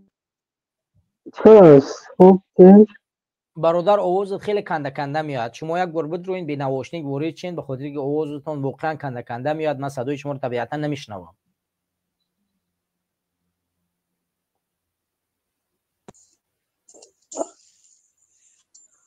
چون آوازتون کنده کنده میاد، اصلا نمیفهمم.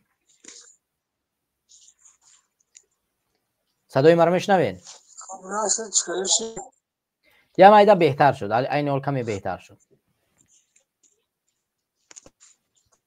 نواشنکار گرفتم، نواشنکار را به پیرم کشتم چکار تلفن ما پاس نمیدونم چکار.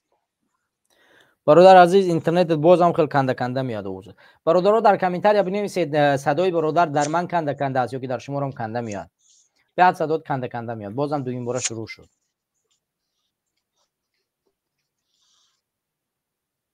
خب دوستان، ما برمیگردیم به موضوع و میبینیم که بعداً که برادر پیوست شدن و او را پیوست میکنن. همدیران و هموطنان عزیز، صحبت‌های امامعلی رحمانوف را که ما چند اقتباس آوردیم از روند سخنرانی او به مناسبت روز غلبه بود و حالا اینه که جشن غلبه همچون فرهنگ مردم تاجیکستان هست نیست، این خودش یک علامت سوالی خیلی بزرگ است. آیا در روند حکومتداری و استقلالیت چون این جشن ها باید گرفته شوند؟ اگر که ما تاریخ رو نظر بکنیم، در تاریخ ما پیروزی های خیلی زیادی داشتیم، جنگ های خیلی زیادی داشتیم و حتی در مقابل همین شوروی جنگ های زیادی کردیم و اصلا درست است که باید از نقطه اول ما برای فداکارانی که در اینجا جان باختن از تاجیکستان از جمله احترام قائل باشیم و برای اونها ارزش قائل شیم و در دوم مسئله منطقوی و یا اینکه همگرایی است که ما واقعا در یک روند جهانی کمک رساندیم و جنگ کردیم. این چیزها می شود سوی مثبت باشد در روند تجلیل کردن چنین روزها، اما من ضررش بیشتر است از فایده اش. از هر دیدگاهی که نظر نکنید وقتی که ما کارهای بررسی را میکنیم و نگاه میکنیم که چگونه یک تجلیل، یک عید، یک جشن به یک فرهنگ، یک ملت ضرر و ضربه میرساند، این نکات بسیار مهم است. من چرا ضد تجلیل روز غلبه در تاجیکستان هستم؟ بر چند اساس است؟ اولین چیزی که ما را باید از این از این نگاه دارد این مسئله استقلالیت کشور ماست. چون وقتی که ما صاحب استقلال شدیم، اساس نگر ما باید به فرهنگ خود نگاه کنیم و باید استقلالیت خود را همچون یک ارزش مقدس بدونیم و روندهایی که به همین استقلالیت رسیدن ما کمک رسان اونها را همچون یک روز جشن چکار کنیم و چکار کنیم اهمیت بدیم. مسئله دیگه این تقلید کاری است که ما نباید از مسئله یک حکومتی که این در عموم وابسته به شوروی دارد، یعنی همین غلبه وابسته به شوروی که امروز او روسیه شماریده می شود، برای ما همچون یک فرهنگ شود، برای ما همچون یک تاریخ شود، برای ما همچون میفهمم از یک روندی که ما فقط مجبورانه در اوجا برده جنگانیده شدیم و او را برای خود یک فرهنگ بشماریم و از او تقلید کنیم. این برای ما چیزی خوبی نیست، چون این باقی مانده شوروی است و من فکر میکنم برای ما هیچ ارزشی نداره. مسئله سومی که من در اینجا بیشتر بالای این نقطه اهمیت میدم این مسئله بی‌اعتنایی و قربان‌های ملتی که در هر زمان ما دادیم و از جمله در سال 1920 تا 1930 چند رو. در این سالها ما واقعا هم بسیار ما مشکلات ها داشتیم. زمانی که شوروی در سال 1920 به آسیای مرکزی حمله کرد و روسیه بزرگ به طرف امارت بخارا که اون زمان ما تاجیکستان و دیگه مناطقی که امروز در ازبکستان و اون طرف ها هستند در زمان امارت بخارا بود، ما در اون زمان در زیر امارت بخارا بودیم. وقتی که اینها به ما غلبه یعنی حمله کردن، در این حمله پادشاه ما را فراری دادن، از وطن بی وطنش کردن، او فرار کرد به افغانستان رفت و مردم خود پراکنده مردند و مردم به میدان برآمد و این مردمی که در میدان برآمد خیلی یعنی نفر زیاد بود و همه اینها کار کردن، سرکوب کرده شدند و تمامی تظاهراتگران را بیشترش به قتل رسانیدن یا از میدان پراکنده کردند و بعضی از انسان‌های بزرگی به مانند ابراهیم بیگ، فوزیل مخزوم، شیرین بیگ، قاری شریف، سید علی حصاری و دیگران واقعا هم همین روندی مبارزه رو چکار کردن، تنش دادن و شورش رو بیشتر کردن در مقابل همین حکومت شوروی و با کوههای بلند برآمدن و مقاومت رو ضد حکومت شوروی چکار کردن، راه اندازی کردن و سالها در مقابل همین حکومت شوروی جنگیدن و البته حکومت شوروی اونها رو بسمچی میگفت و هزارها اسم میگفت، اما اونها واقعا هم بیشترش از ارزش‌های معنوی، از ارزش‌های مردمی و از ارزش‌های ملت تاجیک دفاع میکردن و در مقابل همین شوروی میجنگیدن و سالها هم جنگیدن و بالاخره یکی پشت یکی با هر راه اینها رو به قتل رسانیدن، به شهادت رسانیدن و اینها رو کشتن. حالا ما اگر که میخواهیم امروز جشنهایی را بگیریم، باید روند خیزش مردمی را باید جشن بگیریم. بر جای اینه که ما امروز جشن میگیریم استقامت و استادگی ان نفرانی که به مانند ابراهیم بیگ و فضیل مقسوم و دههای دیگری که ایستادن و در مقابل نظام شوروی سالها جنگیدن اینها را چکار کنیم؟ باید اینها را جشن بگیریم و اینها قائل شیم و من بر اساس همین ضد هستم که از فرهنگ بیگانه تقلید کنیم وقتی که ما خودمان فرهنگ داریم، دانش داریم، علم داریم، توانایی داریم، جشن داریم و میتونیم اینها را برای ملت خود و استقلالیت خود نگهداری کنیم. وقتی که ما از نشان بدیم که شوروی آمد کشور ما را چکار کرد؟ گرفت. نه اینه که آمد و در این جای انقلاب چون مردم میخواستن با شوروی شوند، بلکه آمدن مردم ما را قتل کردن. پس ما هیچ گونه جشنی که در شوروی گرفته میشید اون رو جشن نمیگیریم. بر اساس همین من ضد این چیزا هستم و من میخوام که ما باید عنعنه های خود را راه اندازی کنیم و در مقابل تمام متجاوزین بیستیم و وطن خود را آزاد بکنیم. رای حق بفرما برادر. رای حق صدای ما هست؟ السلام علیکم اکبر عبیدالله. و علیکم السلام. عبیدالله تشکر زیاد برای خدمت‌هایی که شما برای وطن میکنین. ما اکا راستی میترسیم آوازی که یازی ما اکا اقبال گفت دیگه برادرها.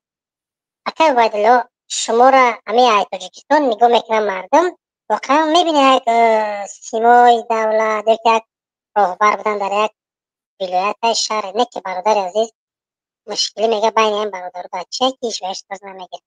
همین مردم نظر داره نسبت همه شما. بله. یعنی ما طرفدار خیلی میدونیم که روی حق داریم زیدی همین کسی که همه ما را در داخل یا در خارج عذاب میته اذیت میته ایمالی رحمان و فرمود شک نداریم.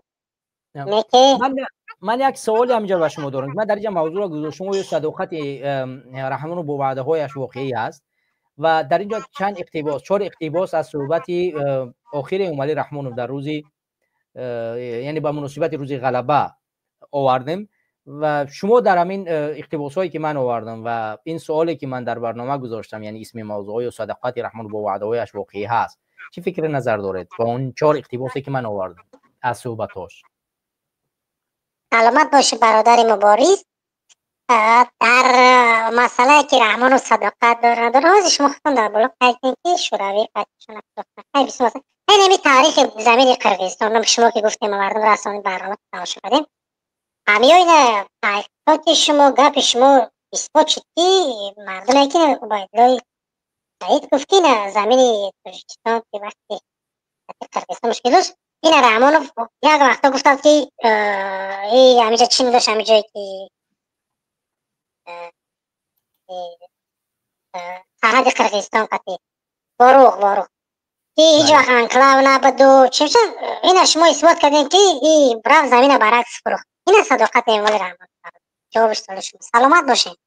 زنده و سلامت باشین. تشکر از اشتراک در برنامه. امیدوارم که بازم میدونید در برنامه اشتراک میکنین و امیدوارم میشین یک صحبتایی بکنین ان شاء الله. سلامت باشین. آخر سخن اگر اجازه باشه خواهی شما را مگنه خداوند موفق کنه در یک کاربارتون در زندگیتون در حیاتتون. ما نفرهای هستیم برادر عبیدالله کمپیرک مادرم محمد اقبال صدیقی برادر مبارز میشناسش قدیش یک بار گپ زد برای نزدیک ما یک تماس گرفتیم کمکشم خیلی کرد مادر داشت داد شما را ما برای نزدیک انشالله تماشا میکنم مادر بزرگ خیلی خدا رحمتش کنه. درباره شما گپ میزنم میگم این بچه خیلی بچه نوریه و دینیه داریم در حق پاک قرآن و بچه پیغمبر داریم. شما را خدا موفق گردونه پا پیشروی زندگیتون. خدا هیچ وقت در رحمت دادن ای دیده شما و ای وطن دور بودن شما در یک قدر غربت ای خانه شما گپ میزنم ما خون میدونیم مقامات چکن که خانه شما پدر و زندگی حیات شما در کدام فشار هر یک با ویدیو شما که میکنین در اینجا به کمیته امنیت وزارت کل داخله همه یا انا در گپ میزنن در حال دیگه میگه برین خیلی فشار بیارین برای ویدیوش خیلی کنین خانه شونه اگر که یکدام ویدیوهایی که مقصدی حکومت مجبور میکنه شاید با پاو خواهر شما با برادرای شما که نوارشون کنن تانی براه نیاد نمیدونیم اگام حالت خطر ده ای حکومت شما ما چرا برادری مبارز انتظار باشین اما امیر بدونین که اپای ترای کرای خوار تو مادر تنکنه بخاطر که شما برادر عبیدالله در روی استقلال در روی آزادی وطن در آینده انقلاب سهم گذاشتین دیگه ما میدونیم که شوخی بازی سهل و اگام کاری آسان نیست خیلی کاری سنگین و مهمت انسانیت در زندگی شما سلامت باشین برادر عزیز یک بار دیگه موفق سربلند باشین خدا نگهدارتون تشکر از دعای نیک پروردگار نگهبان تو باشه سلام علیکم زنده باشین برادر تشکر از اشتراک در برنامه زنده باشین بله دوستی گرامی ما صحبت کردم و تشکر از دیگه برادران که پیوست شدن و اگر بچه‌هام چیزی گفتنی باشن میتونن پیوست شون و در برنامه صحبت کنن همدیران و هموطنان عزیز ببینید در بعضی از کشورها واقعا برای اجرگذاری به همین روند تاریخی اشان کارهای دیگری انجام داده شد مثلا در ازبکستان برای همین بوسمتچیان کوشش کردن که از لیستی سیاه اونها را بردارن و برای اونها اجر قائل شوند و در روند ملی کنونی اونها تلاش ها انجام داده می شود و شاید بعضی از همین جانفداهایی که اشخاصی که در زمان روند امارت بخارا انجام دادن که اغلب آنها تعلق به همون امارت بخارا داشتن که آنها تاجیک بودن و فارسی زبان بودن اینها به خود گرفته میشن یعنی به دیگه کشورها گرفته میشن و اگر ما در همین روند عقب بمونیم که این یکی از خیانت‌های خود کشور یعنی حکومت امروزه تاجیکستان است که این کارا رو انجام نمیدهد به خاطر صداقتش با حکومت روسیه این واقعا بزرگ است یعنی چون ما بیشتر اونها را در روند تاریخ از دست خواهیم داد چون ازبکستان الکی کوشش دارد اونها را بگیرد و از اونها شخصیت بسازد برای خودش از آبرو بسازد همونطوری که شما حتی دیدید در بعضی از تاریخ نگارها در ترکیه الکی از امام بخاری و از اسماعیل سامانی از ده ها کسایی که در سمرقند بخارا امروز یعنی از اونجا هستند اونها همچون ازبک شماریده میشن و در اونجا به اسم خودشون آنها را میشمارن به همین خاطر در بعضی حالت‌ها ما باید کوشش کنیم و تلاش کنیم که وطن خود را حفظ کنیم و بیستیم و هویت خود را با وطن خود بیاموزیم امروز در تاجیکستان مهمترین مشکلات این بحران هویت است ما تا امروز هویت خود رو نشناختیم تا امروز بالای وطن خودمون درس نخوندیم که وطن یعنی چی چرا باید ما تاجیکستان رو امروز نگه بداریم چرا باید ما او را چکار کنیم وسیع بگردانیم چرا باید ما این تاجیکستان رو گل شکوفان کنیم چرا باید بهترین اقتصاد را داشته باشیم چرا باید ما گردنکج دیگر کشورها نباشیم چرا باید ما مهاجرت نداشته باشیم چرا ما در بخش نظامی باید خریدن از بیرون نداشته باشیم خودمون بسازیم چرا باید در بخش تکنولوژی ما در داخل وطن تکنولوژی را بسازیم چرا ما همه کارها را نباید خودمون بکنیم بالای همه این مسائل ها ما مشکل داریم مشکل اصلیش این ناآموختن تاریخ است ما تاریخ خود را هویت خود را نآموختیم وقتی هویت خود را نمی‌آموزیم ما نمی‌دونیم که مثلا ریاضیات از کجا ساخته شده است پدر ریاضیات کی است پدری مثلا تیپ کی است تمام این نقاط را ما بالاش اهمیت نمیدیم و نمیفهمیم که تمام علمی که امروز در غرب است سرچشمش تقریبا از اون منطقه یعنی بیشتر از 50% از طرف ما میآید پس ما چرا باید نآموزیم امروز عرب ها با این قدر قفا ماندنشان با تمام چاپلوسی توانایی کوشش دارن از دولت های عربی تمام یعنی از دولت های امریکایی و اروپایی همه نمود تکنولوژی را میکشن میارن برای یک اروپایی 2,500 3,500 یورو 5,000 یورو معاش میتین تا اینه که در داخل وطن خودشان چیکار کنن همین تکنولوژی مؤثری که امروز در اروپا پیشرفت کرده است در داخل وطن خود بسازن که آینده گرفتاری همینو نشود ما امروز برعکس هیچ چیز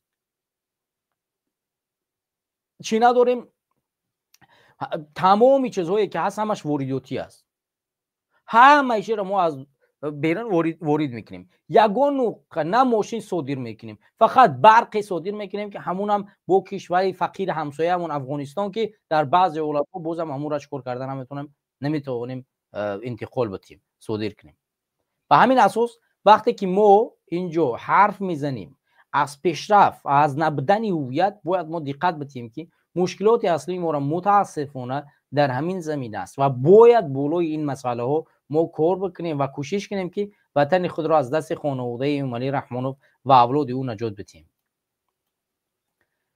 سلام علیکم برادر وصیف، خوش آمدی. فرمای برادر. سلام علیکم برادر. درست گفتی. من هم یک چیز میخوام بگم.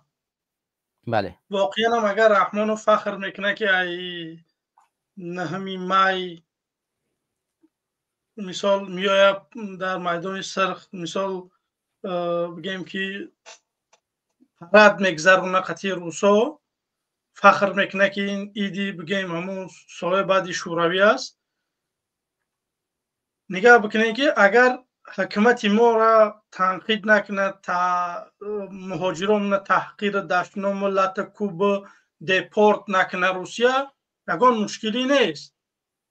این قمیویا نمیدونم چاپلوسی میکنه رحمانوف مثال با پوتین هم نمیدونم چخیلی که بگیم که امیر چاپلوسی امیر رحمانوف با بگیم که به نظر نمیگیره.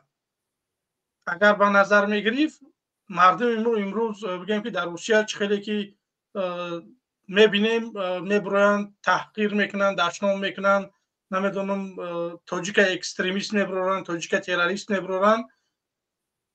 رحمانوف هم پوتین هم یک چیز در این باره صحبت نمیکنن که روی حل همین بگیم که همین مهاجرای تاجیک بیاون. اگر این مثال ما رنگ قرغیز ها، ما اگر رنگ قزاق ها، رنگ ارمیان ها اگر در روسیه قدر می داشتیم، اگر نمیدونم رحمانوف هر روز 9 مای میکرد یگان مشکلی نبود. نه که یک آدمی که همه بگیم که همون روسیه ما را دیپورت میکنه، نمیدونم همونجا مردم ما را ظلم میکنه، بازم با قطعی همین بگیم همین پوتین، قطعی همین روسیه قطعی بگیم بازم همون میاد نمیدونم در میدان سرخ. با این سال یگان سال من دیدگی نبودم که در میدان سرخ مثال سلطات تاجیک بیاین، با این سال سلطات را گرفت آورد. این چه خیلیه من نمیفهمم. رحمانوف باید تو برای تو نتونسته سودی. واقعا هم این مشکلیه که بالا این ملت مهاجر این مردم ما اصلا نمیفهمم. شما خواهش کردیم یک بار برای یک پیکت بکنی، شما 8.5 میلیون زیاد ما در روسیه، یک نفر صدا بلند نکرد. شما تماشا بکنید که ای سپس چه شرایط شما وضبین میشوه. باور بکنید تا که خاموش میسته. شما خاموش بیسته، با خاموش بودن شما مشکلی شما حل نمیشه. شما باید بروی حرف بزنید، شما باید بروی طلب بکنید. متاسفانه امروز هم که دعوت میکنیم برادر عزیز ای مسکو نمیدونم ای تمام شهرهای روسیه بگین در تماس میبروید. وقتی میگن تو که برادر عزیز شما حق حلالی خودتونه، شما نگی که ما نمیدونم نهضتیم 24 ام یگان چیز نگی. ما مهاجریم، ما میخوایم که یک جای کار بسازی در وطن. میای پیش پوتین نمیدونم پرد میگذرونی، چند هزار تاجیک میاری پرد میگذری در میدان سرخ.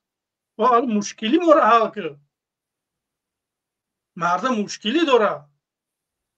این کار با جای که تو حل کنی میای نمیدونم سپکتاکل میکنی در میدان سرخ میره. ولی بعدی رحمانوف رفتن شما تماشا بکنید وضعیت هر روز بر روز اومده بر روسیه مشکل میشه مردم. ما میگیم که شما حقیقتونه طلب بکنید، حق ما را حق دیگر انسان ها طلب نکنید. حقیقتونه که شما طلب بکنید که رحمانوف ما همینجا اومدیم چند سال شد 30 سال شد کار کرده شدیم. تو کی یگان چیز میسازی در وطن که ما در اینجا کار نکنیم و بریم در تاجیکستان کار کنیم؟ چی بگیم که صاحب کارش، چی ساختمانچیش، چی دیگرش. همین مردم ما یا که در ساختمان یا که در بازار. چی با که ما نمیتونیم بگیم که در وطن خودمون همون بیزنسمن هایی که امروز هستن در روسیه همینا نمیتونن برن در تاجیکستان یگان بگیم همین فضا را آزاد لااقل بگذار رحمانوف. تو تماشا کنی مردم ما میتونه یگان کار بکنن. تو دیده شدی که تا بودجه دولت کور از خود نداری، مردم خودش بگیم که کوچه هاش اسفالت کرده شده، میکپونت و نمیدونم مکتب و همه چیزا دارن مردم خودشون میکنن. با جایی که تو این بودجه دولت بسازی. اگر این مردم آزاد باشن باور بکنه یگان نفر بگیم نمیجا بگیم در برنامه‌های ما اشتراک بکنه و بگه حرف ما را گوش بکنه. وقتی سوید هست جای کار هست معاش 5-10 هزار سومانی نمیدونم یگان لیمیت برای انسان ها هست باور بکنه مردم دیگه بگیم که همه میگن که توکلتون به خدا شما هم نمیدونم 100 نفره 1000 نفره توکلتون به خدا ما هم بگیم که همین رحمان خوبه. نه که این مشکلی مردم شما خودتون دیده شده. پرابلم در شما که شما خاموشه.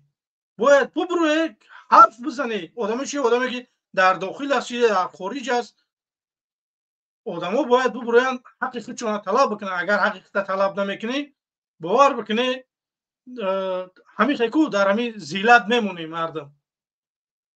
این رحمان باید ما یکم برجلی به خوبی بفهمونیمش که تو باید بگیم که همین کارها رو بکنی. غیر صورت ترا بگیم که چخیلی اومدی کو همون چیز انتظاره چخیلی که با تانکا و توپی روسیه و ازبکستان اومدی با هم یک نفر دیگه با مثل همه خودت بود هم تانکای نمیدونم ازبکستان روسیه یا که افغانستان میاد به سرته. به همین خاطر این چیزا را ما میخواهیم که بررسی بشه. این همین بیل آخره این همین جنگ چی در اوکراین قطع روسیه نه امروز اومدن روزی 15 هم نیت دارن که بگیم که صلح بکنن. این آدم ها مرد این سرزمینشون رفت عاقبت صلح بده. همین نمیشید که همین نمرن اینش باویش جنگ نکنه میلیون ها دلار یا میلیونی آدم ای پره میلیون آدم ای پره مردگی ای. همین نمیشید که همین نمیدونم با گپ حلش میکردن جنگ نمیشید آدم ها نمیمردن خونه های مردم ویران نمیشید. نه که رحمان فانترام اگر بگیم که با گپ نمیدروی منتظر باش مردم دوره اوجه روز به روز یک قدم پیش رفته شدیم ما. انشالله که اکی ما دیگه نمیبرویم کوزیرون دت نشان بتیم. انشالله که برجلی یکم میره مرده گوره برابر بگیم که بالا و چقدر آدم وارد زندگی میکنه. غیر این صورت باور بکن ای کدفی بد میشه ای پرزیدنت سوریه بدگی هم بد میشه. ترا یگان جو قبول نمیکنه ترا گیجو هم قبول کنه ما انشالله قطعی همون دولت کار میکنیم همین پارتنری خوب بشه که هم ترا با ما بگیریم. ما آماده ایم که گفتی برادر محمد اقبال که قطعی لبایش همکاری بکنیم که بعد ترا با دست بیاریم. و همین خاطر بیای کاری بکنیم که یگان کس زلال نبینن. نه خو که ما حق خودمون طلب بکنیم شما رو بگیم که ای کمبودی ها ما گپ بزنیم ما اکستریمیست باشیم ما تروریست باشیم یا که طلب بکنیم که رحمانوف بره استعفا ما اکستریمیست و تروریست ما میبروریم. شما این کارها را باید نکنید. برو تماشا بکنید. تو نتونستی این مسلمانی کافری نتونستی با ما بره خلاص با یک نفر دیگه بیا یک 4 سال 5 سال دیگه کو ببینیم که اون آدم ازش چی میگه. اگر نه اومد وایش عملش میکنیم با یک نفر دیگه رو میبینیم که وضعیت مردمی تاجیک بگیم که خوب بکنه. امروز باور بکنیم میستم نگاه میکنم حیران میمونم ده نه مردم در همین برنامه ها بگیم که فعال هستند یا که نمیدونم همین رحمان واقعا در این مردم محقله شما چخیلیه این مردم در ما حیران نشانده. ما رو چند نفر رو تماشا میکنن ما 100 دونه لایک گرفتن نمیتونیم یا که 100 دونه لایک بچه ما رو 400 600 هزار آدم تماشا میکنن. متاسفانه تماشابین نشوه برادر عزیز. بیای یگان کار بکنیم اگر نه همون تماشا هم نکنه. اگر نه باور بکنید آدم زیق میکنه. وقتی که میبینن که مثال 1000 نفر تماشا داره 100 دونه لایک داری باور بکنید گنده آدم خسته میکنه. برادر عزیز شما نباید بیننده باشه. وقتی حاجی محل نگاه کردن نیست محل عمل کردن اومده. متاسفانه امروز پیدا نکرده است همون بگیم 3-5 نفری هر یک شهر نوحیه. به همین خاطر این فکری که حکومت برای مردم میگه برای شما مردم میگه که بگیم که مخالفین میبرن صحبت میکنن اونا خائنن خوین رحمانوف باور بکنی من سرزمین نفروختم، من از بودجه دولت میلیون ها میلیارد ها ندزدیدم. بیوره دلیل بیوره.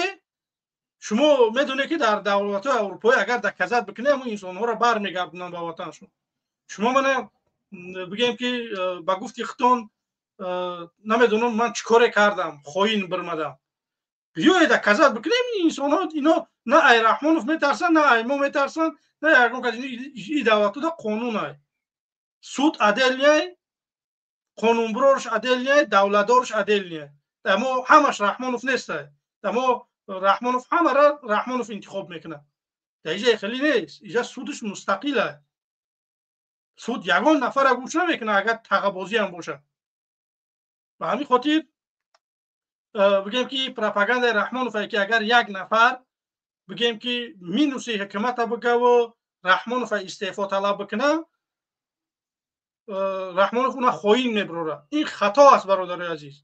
رحمانوف اگر برای جنگ میشود در تاجیکستان، سوال به کلی این مردمی که ما را تماشا میکنی، نه رحمانوف مونده برفت یک نفری دیگه اومد ای همون حکومت یا که نمیدونم ای زندان بر اومد رئیس جمهور شد یا که یک مخالف اومد چید همین رحمانوف بره و یگان بگیم که تاجیکستان رو میکشه میبره خطیش یا که نمیدونم یگان گپ میشه، یگان گپ نمیشه.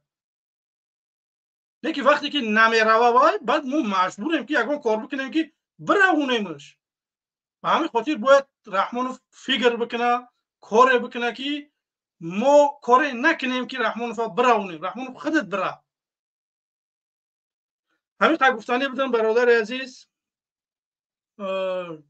برادر اگر در استودیو باشن قبول کنه ان شاء الله که برادر من هر چیزی گفتم صحبت خودت اضافه کنم که اون چیزی که خودت گفتی واقعا یک نقطه خیلی اشاره کرده گرچه در نگفتی. ببین که وقتی که رحمانوف میرود و در تاجیکستان روز غلبه را جشن میگیرند باید به یک نقطه دیگه نگاه کرد که در عموم ما بعد از شوروی وقتی پراکنده شد چی گرفتیم، چی به دست آوردیم. آیا بودجه کشور ما پر بود؟ دارایی وطن ما زیاد بود؟ تمام کانها و زوادها و هر چیز ساختن برای ما باقی گذاشتن رفتن؟ کردن یا نکردن؟ وقتی که اینها رفتن بودجه کشور ما صفر بود. در کشور ما دینباره جنگ انداختن. کشور ما پر از مثلا پلای قرقیزستان، ازبکستان همه پلا رو آوردن در وطن ما استفاده کردن. بودجه کشور ما رو بردن به صفر. تمام معدن‌های ما را امروز هم زیر نظارت دارن، مهر زدگین، هیچ حق نداره کار بکنه. تمام زوادهایی که بدن به مانند تالک و این گس نورک اینا تا حالی هم تقریبا 80-90% در بودجه روسیه است فایدهش. خب همه چیزهای فایده‌ناکی که برای یک وطنداری هست اینا از دست ما گرفتن. پس سوال به میون میاد که ما وقتی که امروز همچون میراث خودمون از اون دولت میدونیم چی به دست آوردیم مگر یک اسمی که ما در همون جنگ اشتراک کردیم و یا اینه که ما در همون شوروی بدیم. باید در یک دولت صاحب استقلال مگر ذلت چیز دیگه ای را نپذیرند. انا سوالی مطرح هم همین است. در بعضی حالتها بسیار عمیق است فکر کردنش، ولی میستی فکر میکنی همه چیزی که به ما بود از بین بردنش. فکر که تو مثلا حوض در آلمان زندگی میکنی، در آلمان یورو از بین میروه و در آلمان مثلا دلار میشوه. خب تو در یک بازار مثلا یا اینکه مثال میگیریم در پولشا زلوتا از بین میره و یورو میشوه و در لیتوا مثلا زلوتا. مردم پولشا میرون هم زلوتایی که داره اکونومیک پولشا میره از لیتوا تمام چیزا رو خرید میکنه میاره پلی زلوت در لیتوا میمونه. او پلی دیگه یک کاغذ بعد از چند مدت از بین میروه. اقتصاد کجا میشوه؟ کاملا از بین میروه. اقتصاد یک کشور میسوزه. یعنی وطن ما رو این گونه کردن. ما تقریبا پلی تاجیکی سومونی کی برمد؟ 99 سال. تا او زمان ما کدام پلی استفاده میبردیم؟ پلی روسیه که در تمامی جهان میگشت. یعنی تمامی ازبکستان قزاقستان هر کس میومدن کشور ما خرید کردن میرفتن همین پلی داشتن. اینجای ما میشه چیکار خراب شدن اقتصاد ما جزیر شده رفتن. یعنی اینا برای ما هیچ چیزی نگذاشتن میراث که ما تو عین حال از اینا غلبه جشن بگیریم، مکتباشون اجازه دیم و این بازه باید داشته باشن. حد امکان امروز اگر این گونه است باید ما از تلکو را کاملا مستقل کنیم، یه سری نورک کاملا مستقل کنیم، همه اینا رو باید ما کاملا مستقل کنیم، بگیم که دیگه کدام شرطا شما برای ما میگذارید. این مسئله هایی است که بسیار دردناک است. عادل بفرما اگر چه گفتنی باشه. عادل السلام ورحمة الله وبركاته. و علیکم السلام. السلام باشم برادر. زنده و سلامت برادر باشیم. ابوخالد سلام علیکم. موضوع در چی هست این روز در برنامه؟ با چی گفت؟ برادر ما از اول صحبت کردیم مسئله اصلی آیا صداقت رحمان با وعده های حکمتی واقعی هست. در این موضوع صحبت کردیم و ما پیرامون صحبتش در روز غلبه چند اقتباسی که در اونجا آورد وابسته به او صحبت کردیم و در این موضوع صحبت داریم که آیا جشن غلبه در عموم یک جشن ملی است در تاجیکستان و باید جشن گرفته شود. این مسئله دیگر اون اقتباسایی که رحمانوف آوردن در مسئله صلح و ثبات، وحدت، وطن دوستی. خب این چیزایی که بعد من باز میتونید این باره تماشا کنید، ان شاء الله بیشتر معلومات به دست بیارید.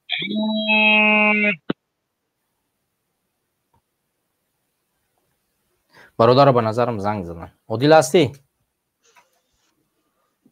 با فکرم هم خیلی زنگ زدن برفت. واقعا هم همین خیلی است که اگر روسیه ما را کمک میکرد به مثل نمیدونم قزاقستان یگان مشکلی نبود. پیروی بگیم که طرفداری کردن یگان گپ نیست. وقتی که یک نفر ترا مثال میپذیره کمکت میکنه یگان مشکلی نیست. وقتی که کمکش نمیکنه با این میره همکار میکنه، این دردناک ایده برای یک آدمی که نمیدونم رنگ یک رئیس کلخوز میتواده همین رحمانوف واقعا هم رنگ یک رئیس کلخوز در پیش یک دپوتات یا که در پیش یگان رئیسی بگیم که شهر یگان ناحیه باور که رنگ یک کلخوزچی مثال طلب بکنه که ما учебникмون نخواته تو 10 سال نتونستی که учебник بکنی. قرغیزها ندارن учебник زبان روسی، قزاق‌ها ندارن، ازبک‌ها ندارن. یگان بار ما دهن رئیس جمهورای دیگر دولت‌ها نشنیدیم که پیش پوتین اومده زورا کرده باشن که بگیم که ما را کمک بکنه که ما را بگیم که کتابمون نمیرسن. در پیش پوتین دستینه میزنه که می نینیشیم که ما همه ریسورس مندیلیف در تاجیکستان هست. واقعا هم هست. نه که کلاکی نداری کار کردن نمیتونی. پروسه یک نفر در کاره که آدم به عقل باشه رئیس جمهور که صبرجت کرده بتونه که چه کار باید بکنه که زندگی مردم خوب بشه. حق نداره. خیلی که یک برادر گفت اگر یک چوب هم تا چخ بمونی بگیم که همون مردم اگر دستگیریش بکنن همون چوب باور که خوبه. و همین خاطر باید مردم اینو باید بیدار بشه. مردم شما باید نگاه بکنید که دیگه دولت ها میره زندگی میکنه. تاجیکای ما تا امریکا رفتن دیده که زندگی مردم چخله، دولت ها چخه دولتداری میکنن. بگیم که دایی دولت های ما بگیم که اگر گایش به قفت نمیزنن نومیرو تقتی پرواد بگیره می نویسه تا خوش روک یا صورتت میگیره روید میکنه با خونتا خودت میبری پروات میتی. یگان کس نمیزنه دقیقی رفت نومیرو تا بگیره که پروایت را بگیره. بر رجدی می نویسه روید مینه یا میبری خودت میتی یا اشتراف میبری میتی. چون ما نمیتونیم یک دولت بسازیم که آدم ها پروسه کیف کننده. چون ما بیایم در دولت اروپایی میبینیم همینا هیچی نداشتن. پروسه آدم ها به کلا اومدن از سر قدرت بگیم که رسپریدیلیت کردن که در گیجا چیکارها باید کرد. رحمانوف ما در 30 و چند سال از سر قدرت های باور کلی میگه که کتاب همون نمیرسه. تو در 30 و چند سال که دورت به همون کتاب نرسه. همین مالزیا در مدت 30 سال یک دولت فقیر به یکی از دولت‌های پولدارترین تبدیل یافت. بعضی ولایت‌ها که از کشورهای خرد میتونه در یک مدت خیلی کوتاه پیشرفت کنه. در کدام اساس پیشرفت کردن میتونه؟ اساسش از بین بردن فساد است، دزدی.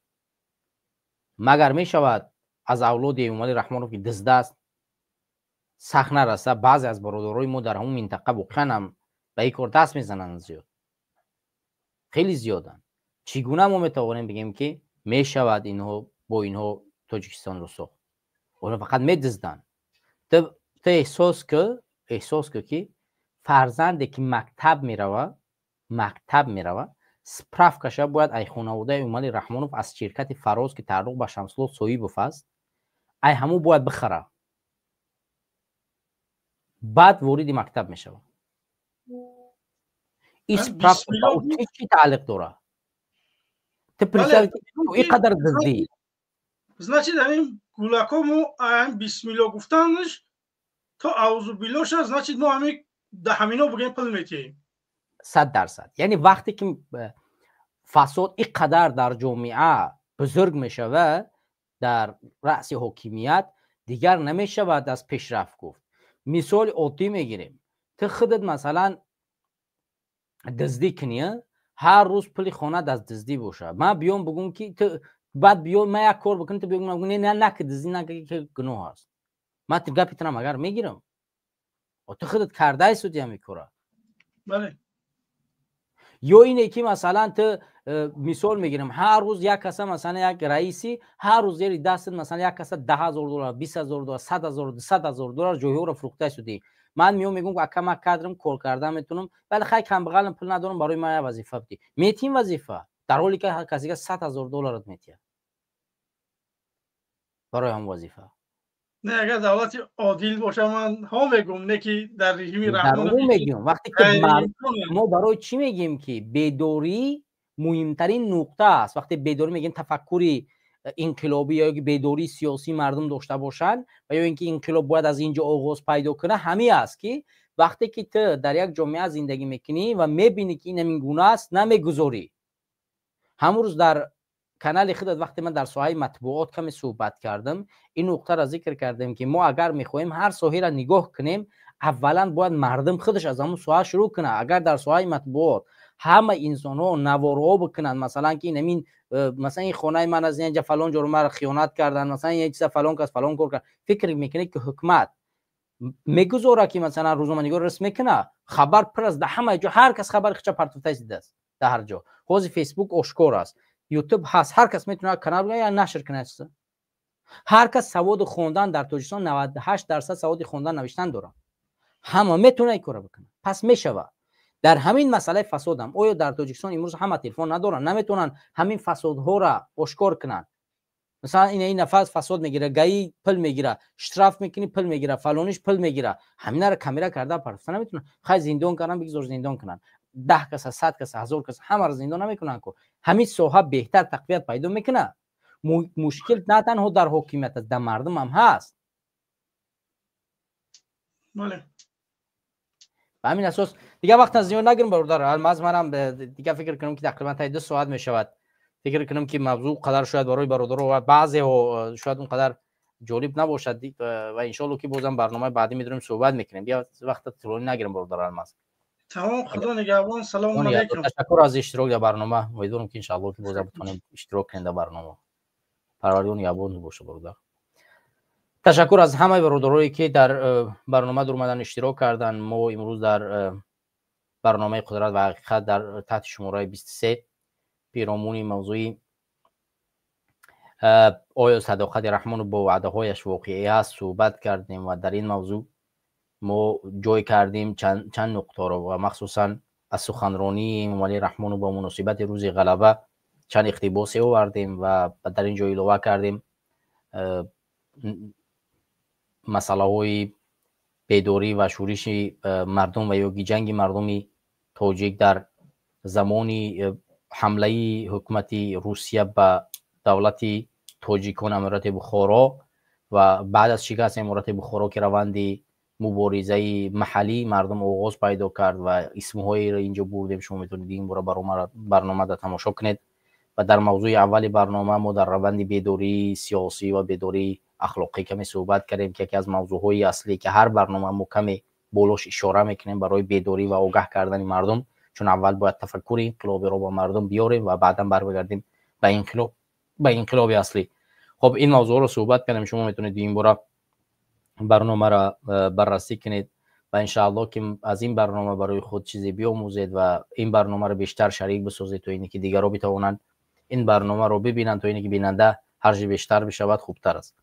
من دیگر وقت شما رو طولانی نمیگیرم، طول 1 ساعت و 50 دقیقه میشود در حضور شما قرار داریم و صحبت کنیم. از تشکر از برادرایی که پیوست شدن و از یک برادر دیگر که 2 بار 3 بار پیوست شدن صداشون مشکل داشت، از او برادر عذر میپرسیم و ان شاء الله که بازم برنامه بعدی بازم با موضوعی نوی در خدمت شما قرار میگیریم و صحبت خواهیم کرد. کوشش میکنیم که برنامه‌های نوی خدمت شما پیشنهاد کنیم و اگر که شما برنامه ما رو دستگیری بکنین حتما برنامه بیشتر و بیشتر در کانال ما نشر کرده می شود و ما با معلومات بیشتری در حضور شما قرار میگیریم.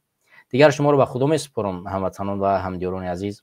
پروردگار همه شما رو نگاه باشد. دعا میکنیم که پروردگار ما و شما و ملت ما و شما و وطن ما و شما را از دست ظالمون نجات بدهد و ما مردم مظلومی تاجیکستان مشرف بگرداند که با پیروزی های نویل بگردیم و پیشروی نویل بگردیم که از این ذلتی که این حال قرار داریم و این روبرو نشویم. پروردگار ما و شما رو موفق بگرداند. خدا نگهدار. السلام علیکم و رحمت الله و برکاته.